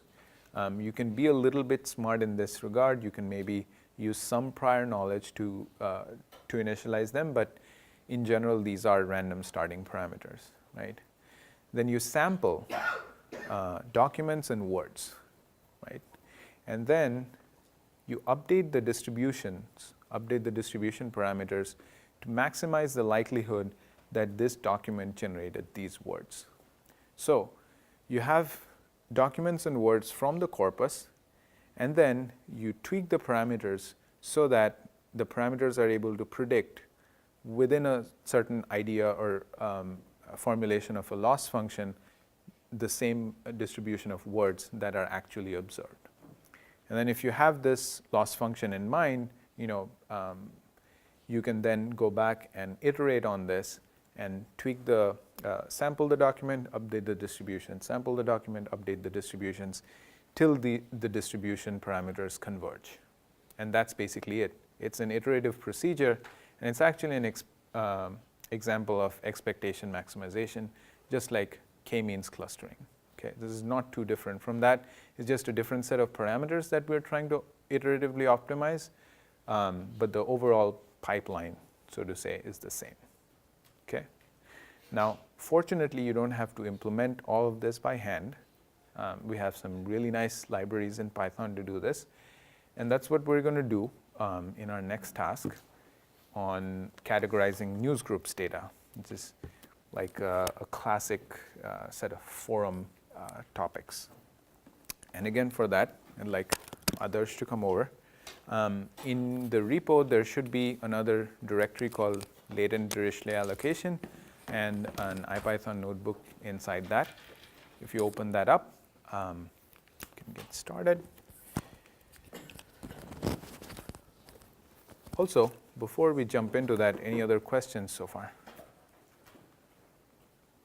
On LDA, latent variables, sort of estimation. Yeah? Go ahead. But there's a Python library called LDA Vid. It's based off of our library. It can be really useful in actually visualizing it. Okay, cool. Thanks for sharing that. Let me check. Were you going to say something? You're using LDA, actively use NMF. Is there any way to pick which method you're going to use? Which data sources? No, that's a good point. So I think these representations are typically classified into two groups. One is where you start using the counts of co-occurrence of words or topics, and you build your model based on that. And most of LDA and all of that, those are based on that approach. And the other is a predictive approach, like Word2Vec, where you have a predictive task and you're trying to optimize the model based on that task. And there are some recent results that basically say both do the same thing, but in different ways. It depends on, I guess, the complexity, the computational complexity. Sometimes it's just easier to throw things at a neural network and forget about it and not try to work out a mathematical formulation of it. Other times it's important for you to keep track of what transformations are occurring. That's where you would use a more algebraic solution. Cool. All right. So Arpan just spoke about LDA and the actual concepts behind it. So now I'm going to show you a quick implementation of, let's say you had a data set, a large corpus of text, and you wanted to apply LDA and actually derive some kind of topics from it. We're going to be using a library called GenSim. When it comes to topic modeling and when it comes to working with unsupervised text data, GenSim is really great. If you haven't heard about it, I highly recommend you checking it out. It's been around for about a decade. It's maintained by Google. It's open source, so you can actually look at how things work. It implements pretty much all of the mathematical probabilistic equations that you need so that you don't have to actually do them yourself. This notebook follows a very similar format to the previous one. I'm going to give you a framework. So let's say that you want to apply LDA to a data set at work, or you want to apply it to any kind of data set and you want to actually see how it works. You can actually use this. So what I'm going to use is I'm going to use a data set called the 20 news group data set.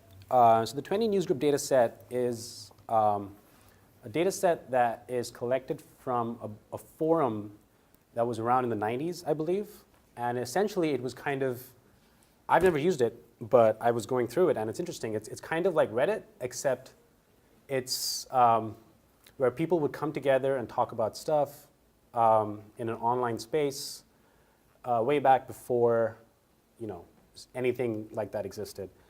And so what we're going to do is we're going to take this data set, we're going to apply LDA, and we're going to see if we can actually generate some kind of topics from this. It's called 20 news groups because there was 20 different categories, but what we're going to do is we're going to just classify 10 topics.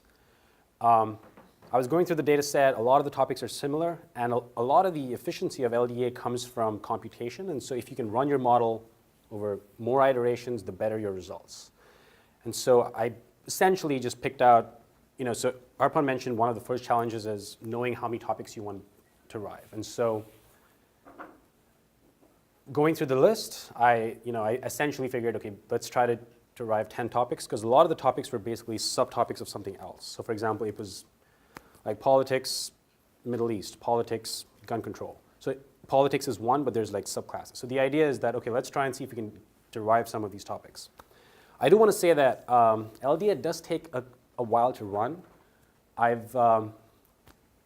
ran this using about 50 passes. I'll explain what passes is, but it took me about 25 minutes. You can run it on your laptop using one pass, but you're probably going to get, not very good topics, garbage in, garbage out.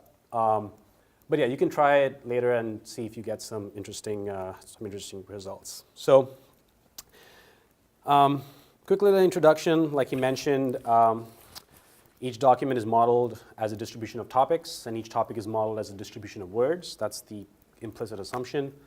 LDA does assume that the corpus of text that we're feeding into it is somehow related. So that's where essentially the Dirichlet priors come in. You can kind of imagine it as hills on a graph, and each hill is kind of a topic. And so because you have multiple topics, it kind of goes up and down, and those are our various topics that kind of come out of our analysis.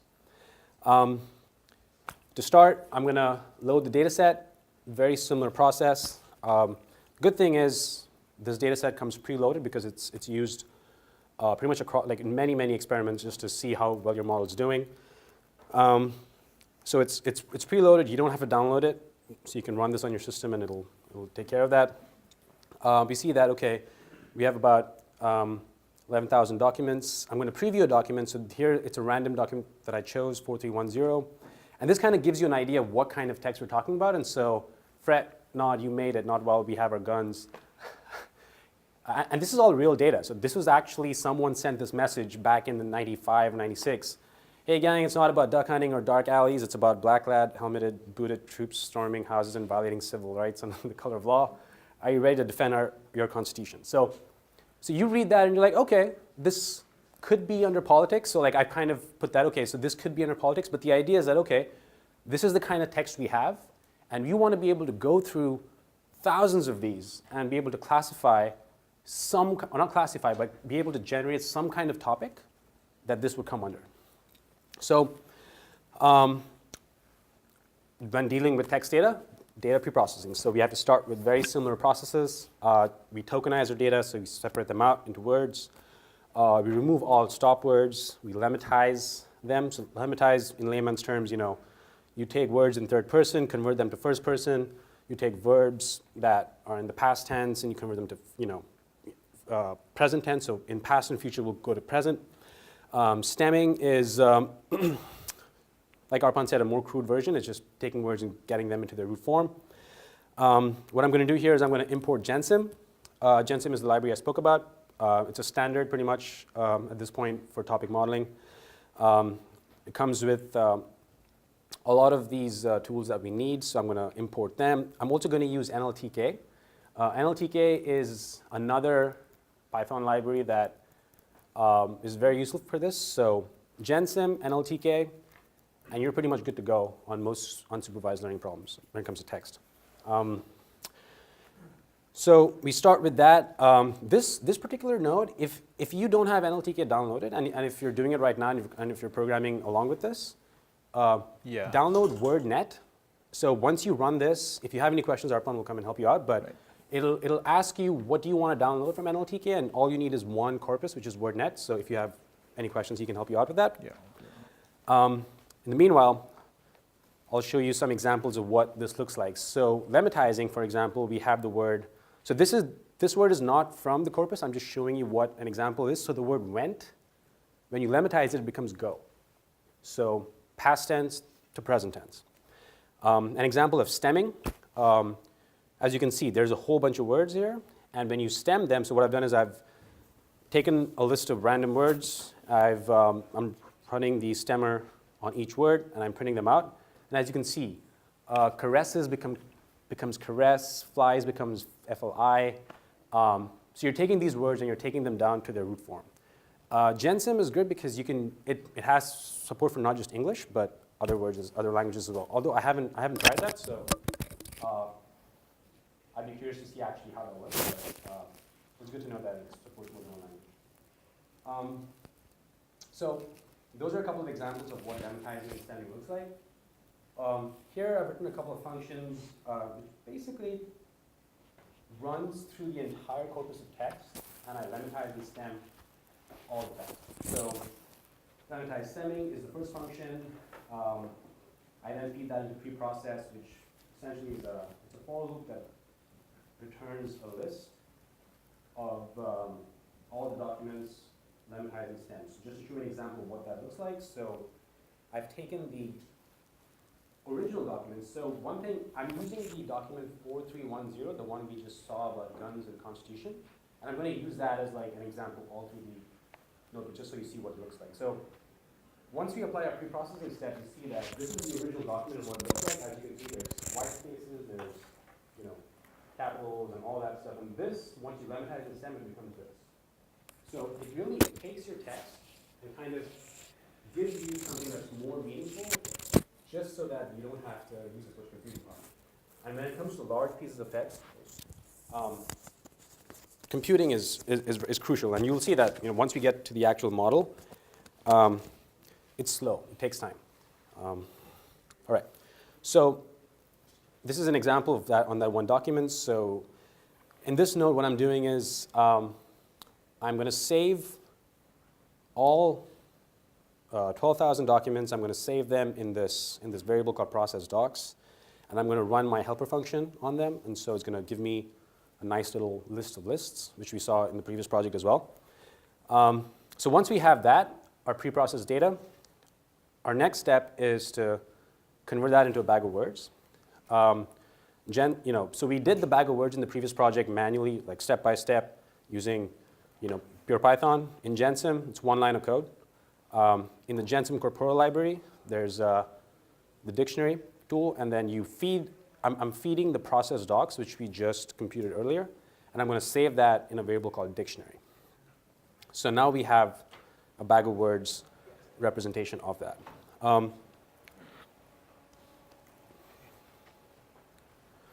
So just to show you an example, this is kind of what it looks like.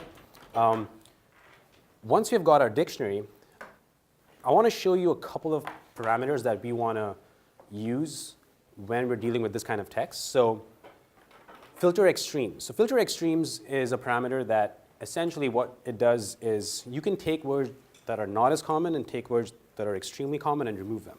So for example, over here it says, in this little snippet it says, no underscore below 15. That means words appearing less than 15 times, we take them out. So very rare words and very common words, we take them out. Again, when it comes to text processing, the use case is crucial. So for this particular use case, you can play around with these parameters, set up a grid search, do all kinds of things. I'm giving you an example of how you can actually use it. So words appearing in more than 10% of all documents, you get rid of them as well. So now we have taken, we have a corpus of text. We have kind of, shaved off the top and the bottom of both. Our next step is the doc to bow, which is essentially taking our document and converting it to a bag of words. So what this does is that we're going to take our document, which is a list of words, and then convert that into a bag of words. And that bag of words will have a format of token ID and token count. So just as we saw earlier, it's the word and the number of times that actually appears. Similar process. I've got a little for loop over here. For doc and process docs. So my process docs is what we computed just before this. I'm going to convert each doc, so you can see that over here, into a bag of words using dictionary.doc to bow. So now I have my bag of words corpus. And to show you what that looks like for our initial document about the Constitution, you can see that we have 146,1. So what this means is that is the token ID for that particular word occurring in that document and the number of times that actually occurs. So you can see our pre-processing steps are so powerful that it's taken that document and converted it into this list where each word is appearing just once. And so that's what the one signifies. So it's token ID and the actual count.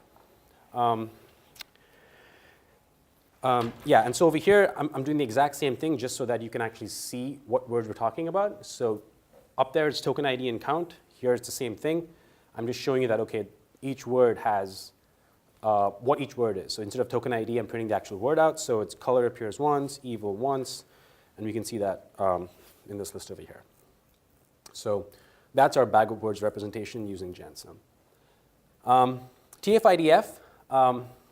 So when I was doing this project, I was curious to see how the model would do using TF-IDF. So the author of GenSim, he actually dictates that bag of words should be your go-to when it comes to LDA.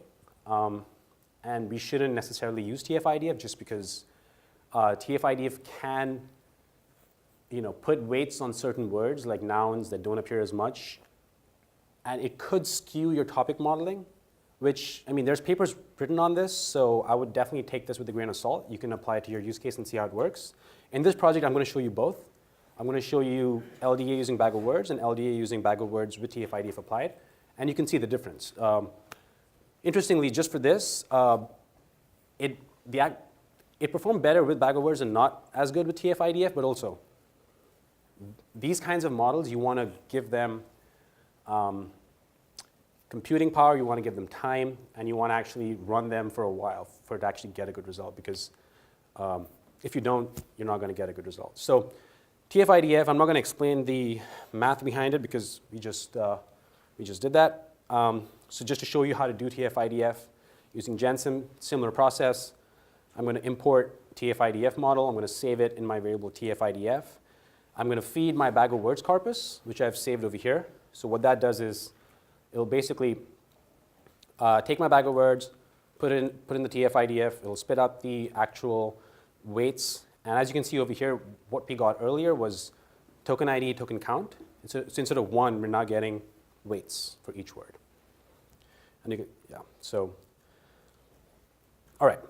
So now, in step 4, we're actually going to run our model. So now we have 2 pieces of data. We have our bag of words model that we're going to feed, and we have our TF-IDF. So in this step, we're going to run it using bag of words. The one good thing about running LDA using Gensym is that the author knew that it takes a long time, and so it's very conducive and it's very easy to run batch processing, multi-core processing. The parameters to set that up using Gensym is very easy. I've done this using multi-core, so if you're running this on your system, beware that the default is running it using all cores. So your system might crash if you don't set the number of cores. So just keep that in mind. Ideally, just keep everything else, turn everything else off and run this and then let it be. And then, you can wait and see what happens. I do want to talk about a few of the parameters that we can set. So LDA does expect you to define the number of topics. In our case, it's 10. ID to word is a mapping of the words to string of the words to of the word IDs to strings. So in our case, you will see over here, it's the dictionary that we have. The workers is the number of cores. So this is where you want to define how many cores you want your system to run this on. Alpha and ETA are the hyperparameters that affect 2 very crucial things. So alpha is the per document topic distribution. So so if every document has a mixture of all topics, so that means documents appear similar to each other, you want a high value of alpha. So this does require some amount of domain knowledge of what kind of text you're dealing with. And you want to be able to set the values of alpha and ETA accordingly. So in Arpan's slides previously, this is basically alpha and beta that he spoke about. So it's the per document topic distribution, and ETA is the per topic word distribution. So if you get the abstraction, it's it's document, topic, and then topic, word. That's kind of how it goes. And similarly, like for ETA, if each topic has a mixture of all words or like a large variety of words, you'll have a high value of ETA. So ideally, you don't want to have high values for each because, I like to give the Wikipedia example. Like the Wikipedia corpus, which LD has been tested on, if you're curious. We can talk about that after, but you can download the entire Wikipedia corpus and run LD on it, and you'll get pretty good results because the Wikipedia articles are designed or they're, automatically written in such a way that, you can classify them based on categories pretty easily. And so the good thing about it is that if you have forum data, if you have like encyclopedias, if you have text data that has topics embedded, this model works perfectly. Passes is more of like a training parameter. So in an example, if you have 50,000 documents and you have a chunk size of 10,000 and you have 2 passes, and if you define it as 2 passes, then the training is done in 10 steps. So to give you a little example, so the first step is 0 to 10,000, and then after the first 5 iterations, you've gone through it once, and that's 1 pass, and then you do it again, and that's 2 passes. So basically, that's what passes does. It tells you how many times you're going to go through all of your text data. So this is where we actually define our model. So there's two ways of doing this. And as I was saying, what LDA does really well is that it has good support for multi-core and monocore. So you can do either. If you're doing this right now in your system, I would suggest setting workers, because if it's default, it'll run on all your cores and your system can crash. It's happened to me, so you want to keep that in mind. So you run this. I've put 50 passes. Ideally, you want to put more than that. So if you run this just as is, it'll take you probably about 20 minutes if you have an 8 gig system. And so once you do that, this is where the real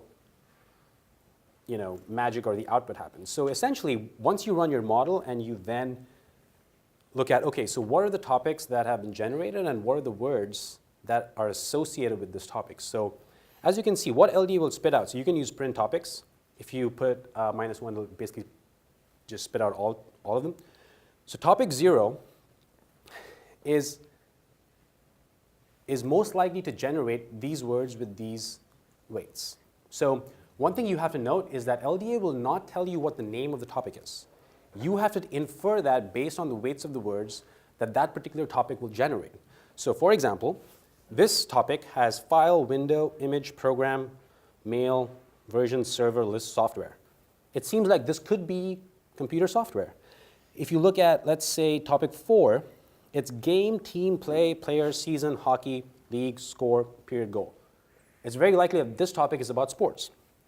If you look at, if you look at this topic, topic 8, it says bike, get, take, cause, drive, help, engine, effect. It's possible that this is about automobiles or some kind of vehicles. If you look at topic 9, it's Armenian, state, kill, Turkish, weapon, govern, firearm, attack, children. So this could be about a whole range of things, but probably politics.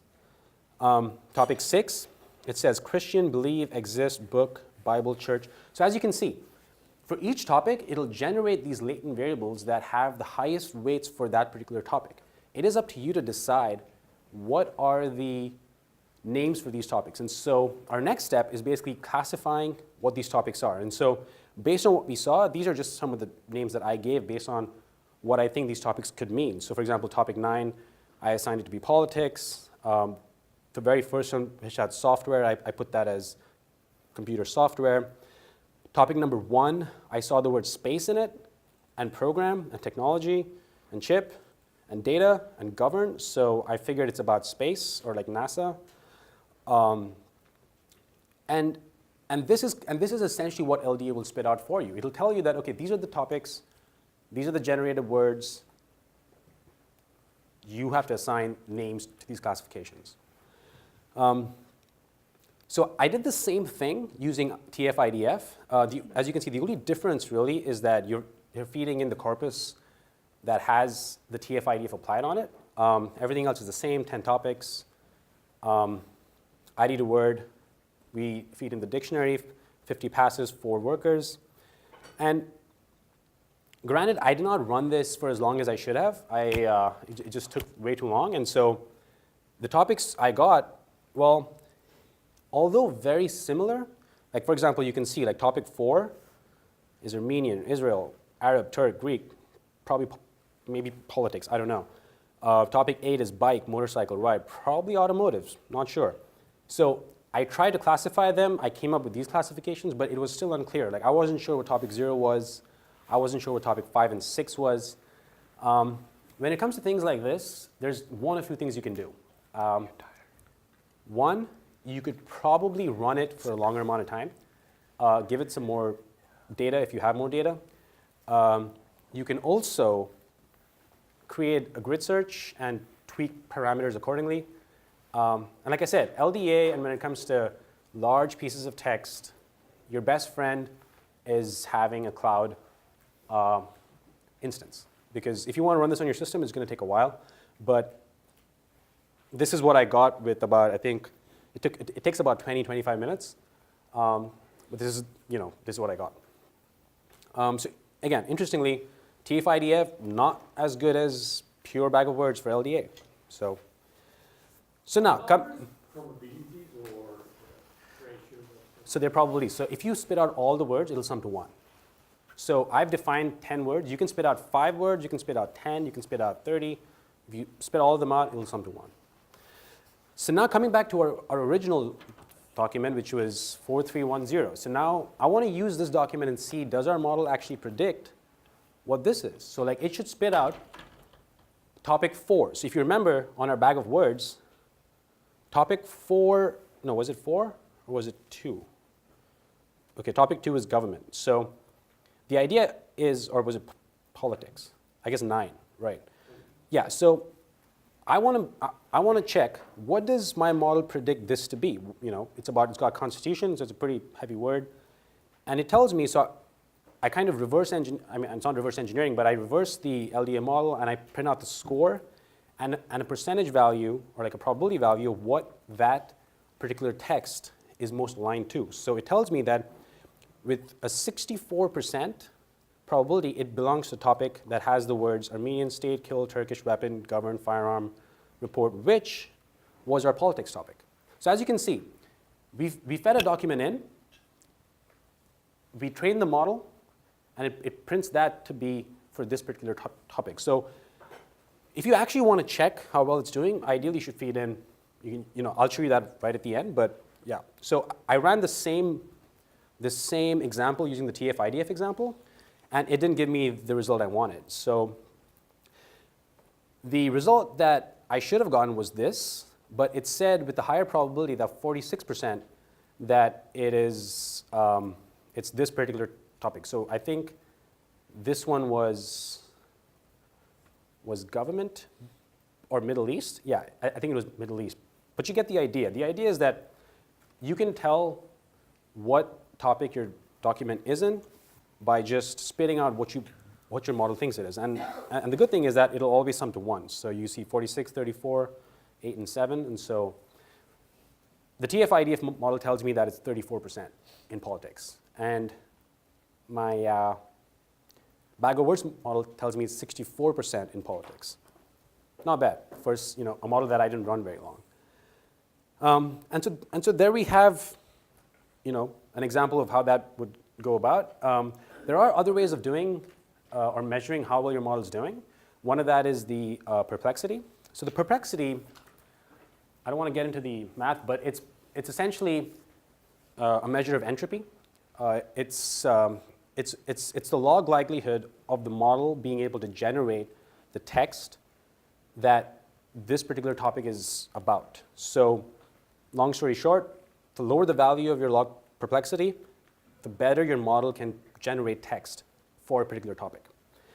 And so for my model on the bag of words, it's minus 7.37. It's, like the log perplexity, there's a little bit of, I'm not fully convinced because my model is not very good. So it's not exactly the best thing to do. But when it comes to unsupervised learning, it's one of those things where your model is just as good as your use case. And so if your model can do what it's trying to do, and you're able to get accuracies up to a point above a threshold that you're setting, and you're able to get topics that are in line with your domain, it's doing a pretty good job. And my last step, I did want to see if I just fed in an unseen document, what would it classify it as? Granted, this document's pretty straightforward. So I said my favorite sports activities are running and swimming. So I take that unseen document, I do all my pre-processing. So over here, I pre-process it. So I lematize, tokenize, stem. I then convert it to a bag of words dictionary, and then I convert that into a corpus. I then take that, I apply my model on it, and then I print out the score of the topic that it thinks it belongs to. And lo and behold, it thinks with a 61% that it belongs to this topic right here. So game, team, play, player, season. So it's able to tell me that, okay, it sees an unseen document, and it's able to tell me that it belongs to the sports category based on the model that I just created.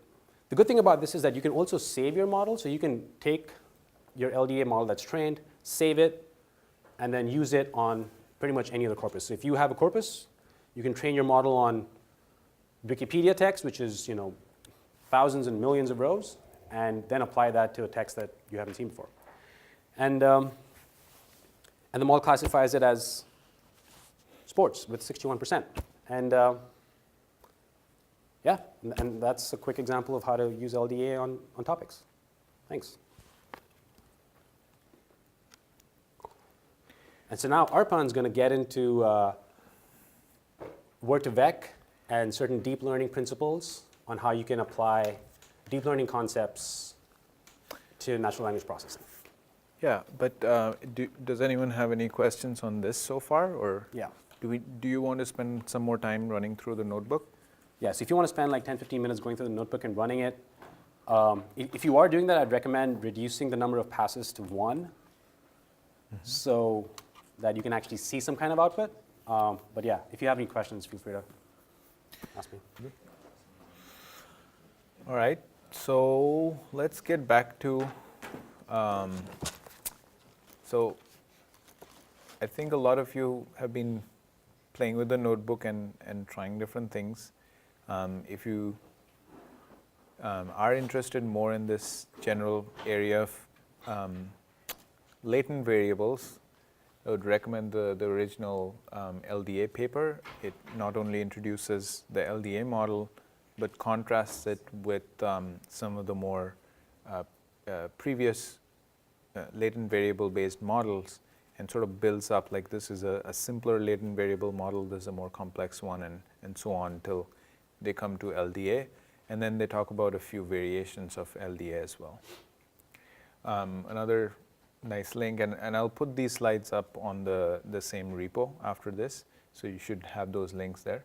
The second link is for a nice blog post where they're visualizing Dirichlet distributions with Matplotlib.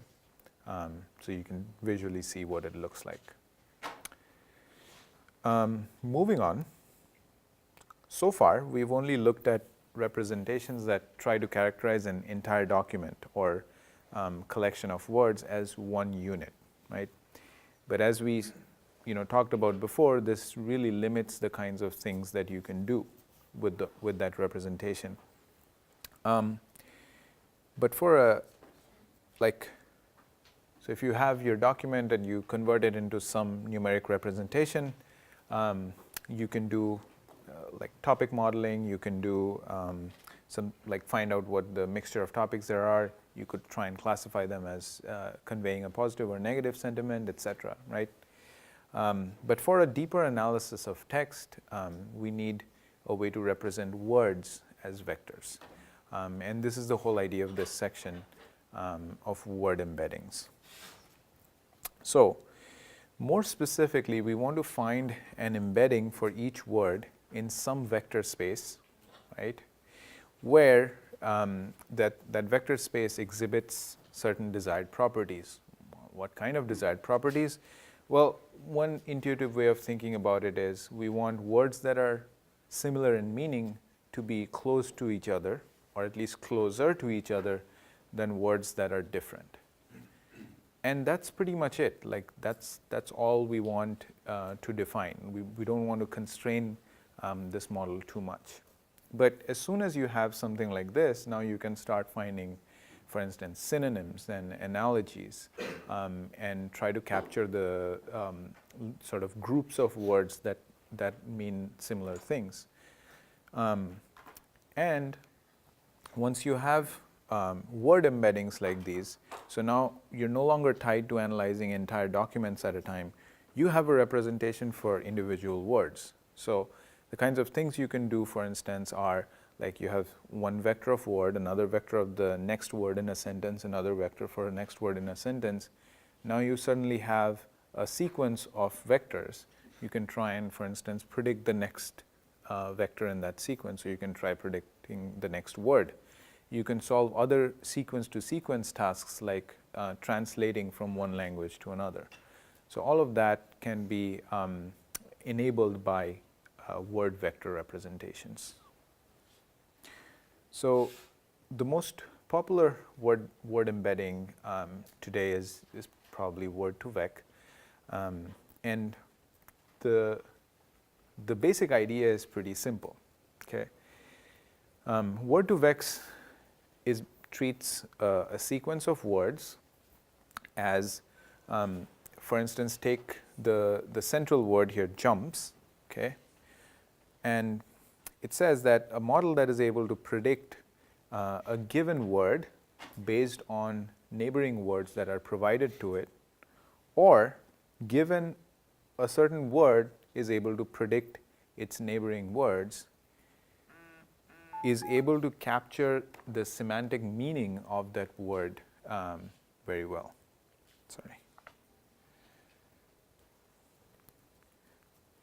And again, this is a fairly simplistic concept, but think about how powerful it is. Like, you're basically trying to define the word jumps sort of in terms of the words that occur before or after it, that is in the surrounding context.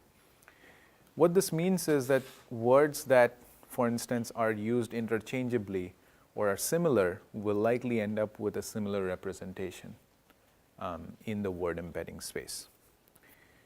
And in fact, these two flavors, like one where you're given the surrounding words and you're trying to predict the center word, is one type of word-to-vec model called continuous bag of words. The other more popular one is continuous skip-gram model. So you're basically, trying to predict words around that central word that's given. So whenever you think of word-to-vec, it's really a family of models where the exact implementation depends on how you set up the prediction task. And yeah, so this is another interesting thing. So far, we've been analyzing a data set and trying to find the topics that are embedded in it, or the relative weights for words, etc. Word2Vec uses a completely different sort of category of approaches called predictive approaches. So here, it tries to come up with a representation, yes, but what is a good representation in this case? Well, it says the representation is as good as it is able to perform on a certain predictive task.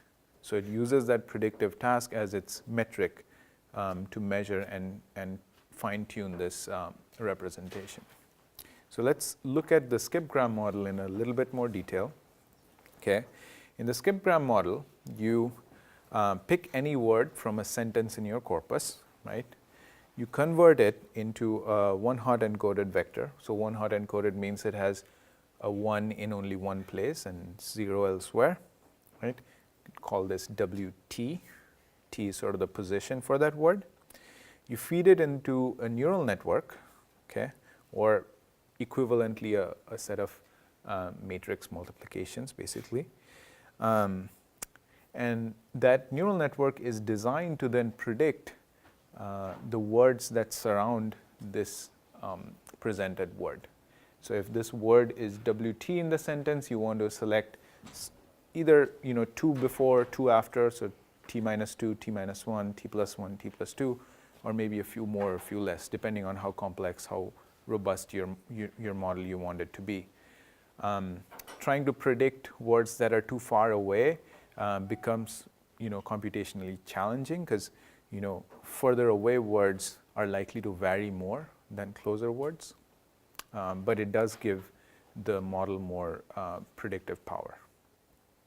Okay, so once you have this set up, what you want to do is basically run it like any other neural network learning algorithm, and you want to tweak the parameters till it learns to predict the context words correctly, or as best as it can. Now, once it sort of converges to a certain extent, you basically take the middle layer, or the hidden layer, and this is your word vector. This is your word representation. So this is unlike the other approaches we've seen till now. Like we were trying to figure out the parameters by directly looking at data. In this case, we have set up a task for it to perform, for the neural network to perform, and we're basically saying that our best representation is the one that performs well on this task. Okay. And that actually makes the word-to-vec model or these related family of models pretty robust. By robust, let me skip to that. By robust, I mean that the meaning of that word is not tied to specific columns or, not tied to specific topics or documents. That meaning is sort of distributed across the word vector. What this ends up sort of creating is that the word vector can vary a little bit, but it doesn't affect the meaning that is conveyed by the word, by the vector a lot.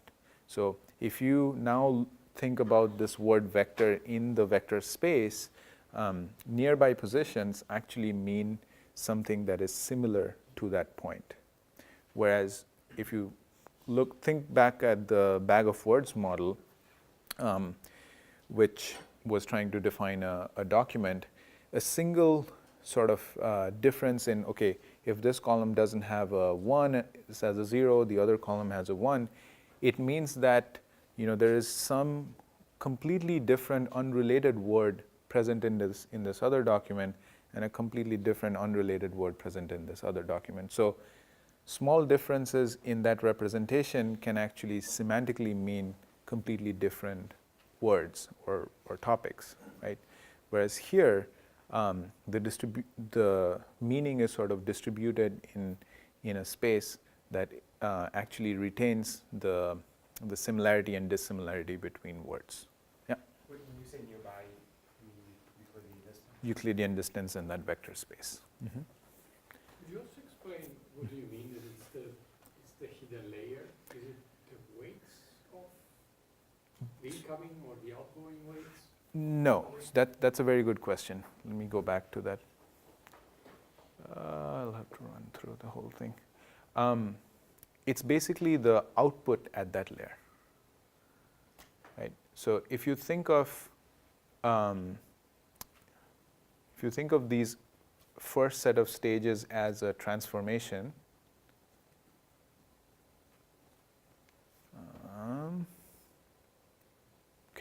so if you think of this first set of stages as a transform that takes this input vector and transforms, then the output values that are coming from this layer make up the word representation. And basically, this thing can be captured as like either a single matrix multiplication or a chain of matrix multiplications. And that's how you transform source words into this word vector representation. Now, one neat thing is that although that might seem a little too complicated, like, okay, every time you have a word, you need to transform it into this representation, one thing you can do is you can pre-train these word vectors. So training a good set of word vectors is definitely computationally complex, because if you think about it, the problem we have laid out is, given a word, the model needs to predict its surrounding words. It's a pretty complicated task, and it's not an easy task. So the computer does make a lot of mistakes. It's also a task that has a lot of variability in it. So often your answers are not exactly right. So the neural network doesn't exactly have to get them right always, as long as it starts getting some that are correct, some that are correct. So it takes a lot of time, a lot of iterations to get a decent enough representation. Which is why what often people do is they'll train this word-to-vec model on some large corpus of a language, like Wikipedia text or some other text, and then simply store those mappings. Like they'll store the source word and its word vector representation, and then you can reuse it in different applications. You don't have to compute the word vector representations or the transformation again. Okay? Yeah. Sorry. Would the vector representation be consistent if I train from different kind of corpus? If you train from different, that's why you want to train from something that is pretty universal, where the pieces of text are talking about all sorts of different words and trying to relate them and using those words in different contexts. So yeah, if you trained it on a limited corpus and you were trying to use it in a completely different problem which has little overlap with that corpus, then it might not work as well. That's true. I think I have a question. So isn't the output there represent the size of the vocab or just the vector for output layer, which is the predictor? That's a very good question. So I think you're asking this, the size of the word vector, is it equal to the size of the vocabulary, or? Yeah, this is another question. How to like fix the size of the word vector? Mhm. And the second is the output layer here is the size of the vocab or the size of The output layer here? yeah. No, it's not the size of the entire vocabulary. It's basically the number of words before and after that you want to predict. And you can choose that. Right, and you can choose that. So if you want to predict 2 before and 2 after, then this is what the picture looks like. If you want to predict 3 before or 4 before and 4 after, I think the original word2vec paper went with 4 before and 4 after. Then you'd have basically 4 and 4, 8 total words being predicted. Yeah. And what about the size of the word vector? How to That, choose that? right, so that's a good question, but if you think about it, that's actually a feature of this like a good salient point of this representation, is the vector size is independent of the vocabulary. The vector size is independent of the number of documents that you're training on, which means that you are free to choose that parameter. And the longer that vector is, the more expressive your space is, but then it's also harder to learn those parameters, right? So you can choose a word vector size that captures enough of the variability in your data set, but also is not intractable to learn. So, and the other thing is, since it is independent of the vocabulary, it is independent of the training data, it doesn't overfit on the training set of documents. Like, it's not tied down to the training set of documents. You had a question? Yeah, I was interested in using word-to-vec models to determine industry-specific terms, like training one on a very generic set, and then training one on a industry-specific, and then finding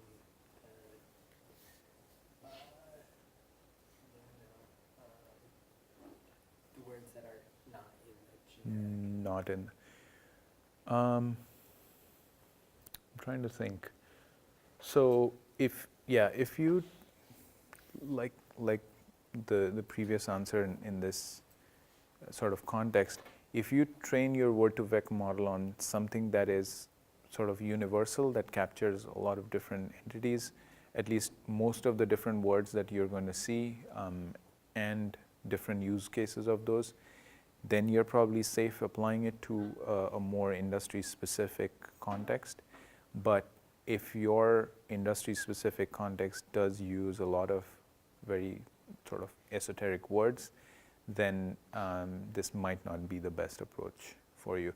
You might need to basically end up retraining a new word2vec embedding based on that. One thing you could do is, because this is again a neural network formulation, right? So maybe you train it on a universal set first and retrain it. So at least you're not starting from scratch. Your weights have some meaning in them, but then you fine-tune it to suit the industry. Another thing that you can sometimes do is maybe like keep certain layers constant, like don't change the weights on those, change weights on a certain other part. It kind of depends on how you structure the neural network and structure the problem as well. Yeah? One more question. Why would we take the last hidden layer and not the very output layer? That's a very good question. The output layer in this case is designed for this specific task of predicting the next words or the previous words. But that task is sort of a made-up task. We made that task up as sort of like one way of creating our loss function. How do we say how good this representation is? It doesn't really have anything to do with the internal representation itself. In fact, this is sort of a trick that is, I think the general idea is called autoencoders. So where you have basically a pair of encoder and decoder stages. So you're taking some input data, you're converting it, you're encoding it into an intermediate representation, which is ideally more compact or structured in a way that's useful to you, and then you're decoding it back to its original form. Now you compare the original data and the decoded data, and you look at how similar they are, right? The more similar they are, the better the intermediate representation is. And you can use this again as a loss function to iterate and develop these parameters. Once you have developed these parameters, you can basically chop off the decoder portion, and now you have a transformation which is taking input data and transforming it into a useful intermediate representation. And you can plug in a different kind of decoder, a different kind of transformation, depending on the task that you want.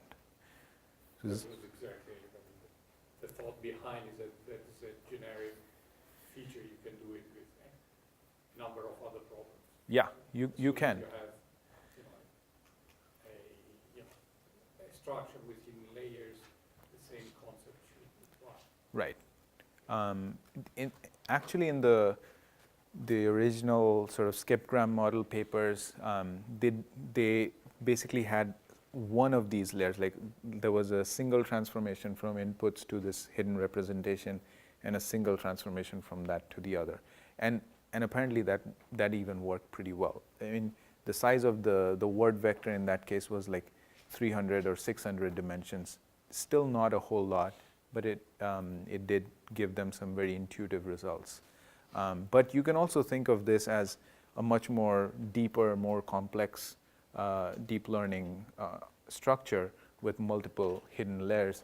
And then the trick to choose what layer you want to take kind of depends on how you architecture it. So for instance, if you start thinking of convolutional neural nets, one thing that you typically do is mainly in image processing, but sometimes in sequence related tasks as well, you apply a few layers of convolutional neural nets which sort of reduce the dimensionality of the data.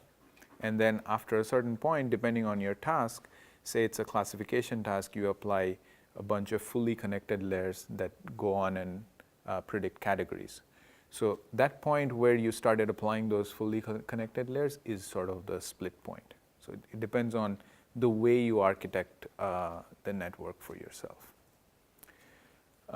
And those two, both of those things are related, like this distributed representation of vectors and your ability to define what that representation means within the context of the model. And then, both of these things basically make this representation ready for deep learning. If you think about it, for deep learning or deep neural network architectures, you need a vector representation of inputs. And in this case, the vector representation itself is generated through a neural network. It has two advantages. One is, you could compose a network which has this as an input stage, right? So you can do it within that same architecture. You just put these pre-trained weights as a way of transforming inputs into this word vector representation. Another interesting thing you can do is, like for the skipgram model, we had a very simple feed-forward neural net architecture. We had a simple, not a simple, but the task was to predict the neighboring words, right? What if you put a recurrent neural network at the end and you made your task some sort of sequence prediction task, right? And then you learned your word vector representation based on that task. So for instance, you said that, okay, let me feed in words and see how well the overall network is able to predict the next word in the sequence, and you do that with a recurrent neural network in the end. But you have these set of transformational stages before, and the point at which, after which you switch to recurrent designs, you call that your word vector representation.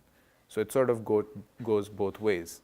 vector representation like this supports neural networks, and then neural networks can help learn better word vector representations as well. So I just wanted to mention this. And then if you want to read up more, again, this is probably I think the first or second paper on this word-to-vec topic, and another blog post that studies them in more detail. I'll have these slides up, so you'll get the links. I wanted to mention a couple of more things, but we're sort of coming to the end of at least the presentation. In addition to word-to-vec, there are some more word embeddings that have become pretty popular. One of them is GLOVE, or Global Vectors for Word Representation. Now, there is an interesting story behind this, and I don't know how true it is. Basically, when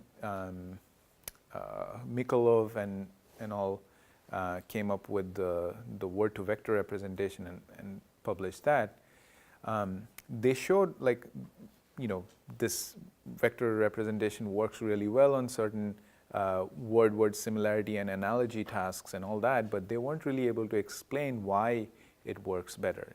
It's sort of a common thing with deep learning approaches where it's hard to explain why this thing actually performs the way it does. So GLOVE came from Pennington and Richard Socher's group in Stanford. They actually took the word-to-vec model, analyzed it, and figured out why it's actually working well. Then they worked backwards and removed this idea of using neural nets and instead used word-word co-occurrence counts, just like LDA and TF-IDF approaches, to come up with GLOVE, global vectors. And it performs at least as well as word-to-vec on most tasks, and in some cases it actually performs better. Overall, it's also easier to compute because you're not having to go through this additional sort of task of predicting neighboring words. It directly gets that from it. So they also showed how, if you look at word-to-vec closely enough, it's doing something that is equivalent to what they're doing. So that was something interesting. Another, this is slightly older, TSNE, T-distributed stochastic neighbor embedding. It's mainly a visualization approach or dimensionality reduction approach, where if you have any high-dimensional vector, you want to reduce it down to lower dimensions, you can apply TSNE. Now, the neat thing about TSNE is it explicitly tries to keep the similarity and dissimilarity between vectors consistent in the reduced space. So things that were further apart in the original space remain relatively further apart. Things that were closer, it tries to keep them relatively closer. There are other ways of doing dimensionality reduction, but they don't always keep these constraints in place. So TSNE is often used as a way of typically visualizing these vectors that are generated by word-to-vec or GLOVE. And I wanted to show you one example which is pretty often cited. If you, I don't remember exactly which corpus this is from. I think this might be from Wikipedia. And I think this is a GLOVE result. So they computed GLOVE vectors in a high-dimensional space, like a 300 or 400 dimensional space, and then they reduced it down to 2 dimensions using TSNE, right? And now if you look at the words and how they're laid out, there are what they call linear substructures, which means there are certain mappings that sort of have a semantic relationship between them, like brother and sister, nephew and niece, uncle and aunt, man and woman. You also see things like groupings of concepts that are related, like numbers form a certain cluster.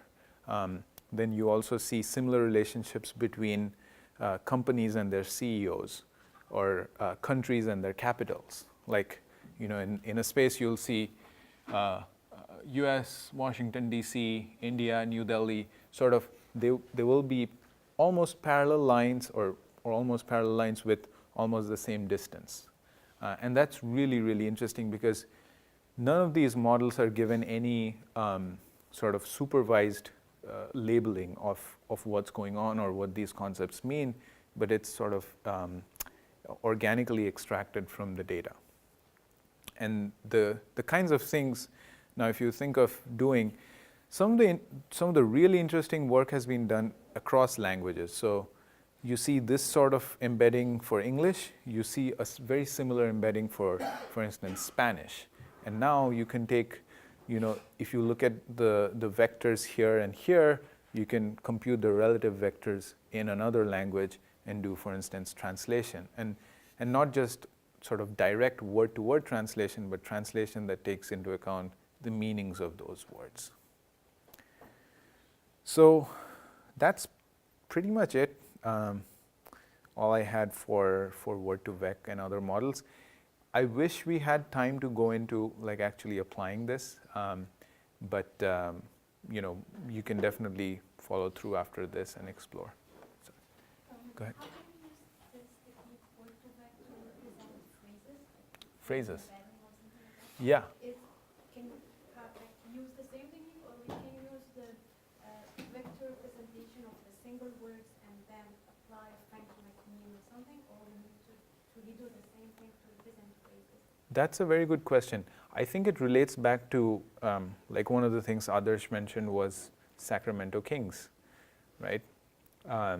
Those two words taken out of context mean completely different things, but when they appear together, we know that they're referring to this basketball team, right?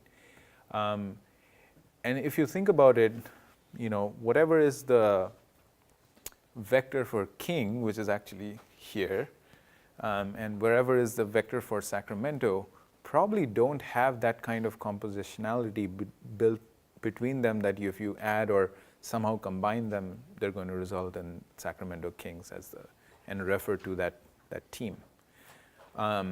So in that case, yes, you do need to treat those words together. And that is something that people are doing. It's not a huge deal if you think about it, because the computer doesn't care, right? For a computer, Sacramento, those letters put together ultimately get transformed into a numeric ID, and that's what it's using. Similarly, if Sacramento Kings is a single term that occurs and you give it an ID, feed it in, it'll treat it as the same. It is a little bit more complicated because you now have to think of when you're predicting, are you predicting one individual word at a time or both words? But there are ways of formulating those as well. We should define all of them before starting That- Yes, that's a good question. What people typically do is they'll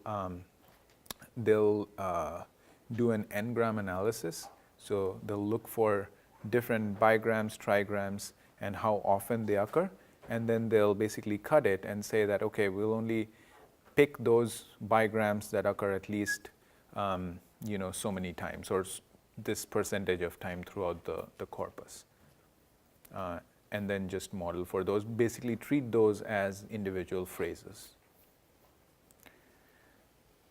Yeah, and in fact, that's actually an approach that could be used in bag of words models and other models that are treating like individual words as features. You can turn them. So I'll put up a quick summary slide, just recapping what all we went through. So looked at text processing or pre-processing, where you take raw text, you go through certain steps to convert it to a form that is in some sense normalized. It's still in a text representation, but it's in some sense normalized. Then we looked at some transformations that convert that into a numeric representation, so either a bag of words model where you're simply counting how many times a word occurs in a document, or TF-IDF, which weights them slightly more intelligently so that more unique words sort of pop out for each document. And we looked at how we apply these representations to a document classification task. And finally, we looked in the more advanced NLP section, we looked at topic modeling using latent variable models. We applied that to a topic modeling task, and then word embeddings, which sort of, this is the stage where we're at the cusp of sort of applying deep learning to NLP. Now, word embeddings like these, as I mentioned, can be directly fed into deep learning architectures, and you can apply them to a variety of different tasks, starting from something like sentiment analysis to word prediction and translation, and even coming up with question answering systems. So, like I mentioned, after this, some specific architectures you can look at and explore, where you can apply these word embeddings or recurrent neural networks, where the basic idea is in a regular neural network, you only go in one direction forward, but in a recurrent neural network, you can basically have loopbacks either within the same layer or going back to a previous layer and coming back around. Long short-term memory networks are a special kind of recurrent neural networks that are designed to remember certain pieces of information over longer sequences. So that's useful, again, to capture or to solve one of the problems we highlighted before, the problem of keeping context within a conversation or within a longer piece of text. And then another very interesting area that's up and coming is visual question answering, where you combine both modalities, text and image processing, or computer vision. And the really neat thing about visual question answering is, if you think of deep learning architectures, they're taking input data in some form, and then they're transforming it into an internal vector representation, right? Whether it's textual data or image data or audio data, they're all getting transformed into some numeric representation. Yes, the dimensionality of this or the range of values or the structures differ, but they are vector representations in the end. And if you structure your deep learning pipeline in a way that these vectors are at least compatible, if not exchangeable completely, then you can start to design systems that might, when you say apple, will start drawing a picture of an apple, right? Or in a more complicated context of visual question answering, you can show it a picture, ask it a question, and it'll try and tell you an answer. Now, how does it do that? It trains on a data set of both pictures and associated labels and tries to figure out the relationships between words and images. So this is a really interesting and very promising area of research right now. So that's about it, and this is us. Luis calls us AI Migos. And you can visit udacity.com/AI or ML for some of our programs in this space. But yeah, we're open for questions, and feel free to keep working on the notebooks if you want, and we can come around and help you. Cool. Thank you.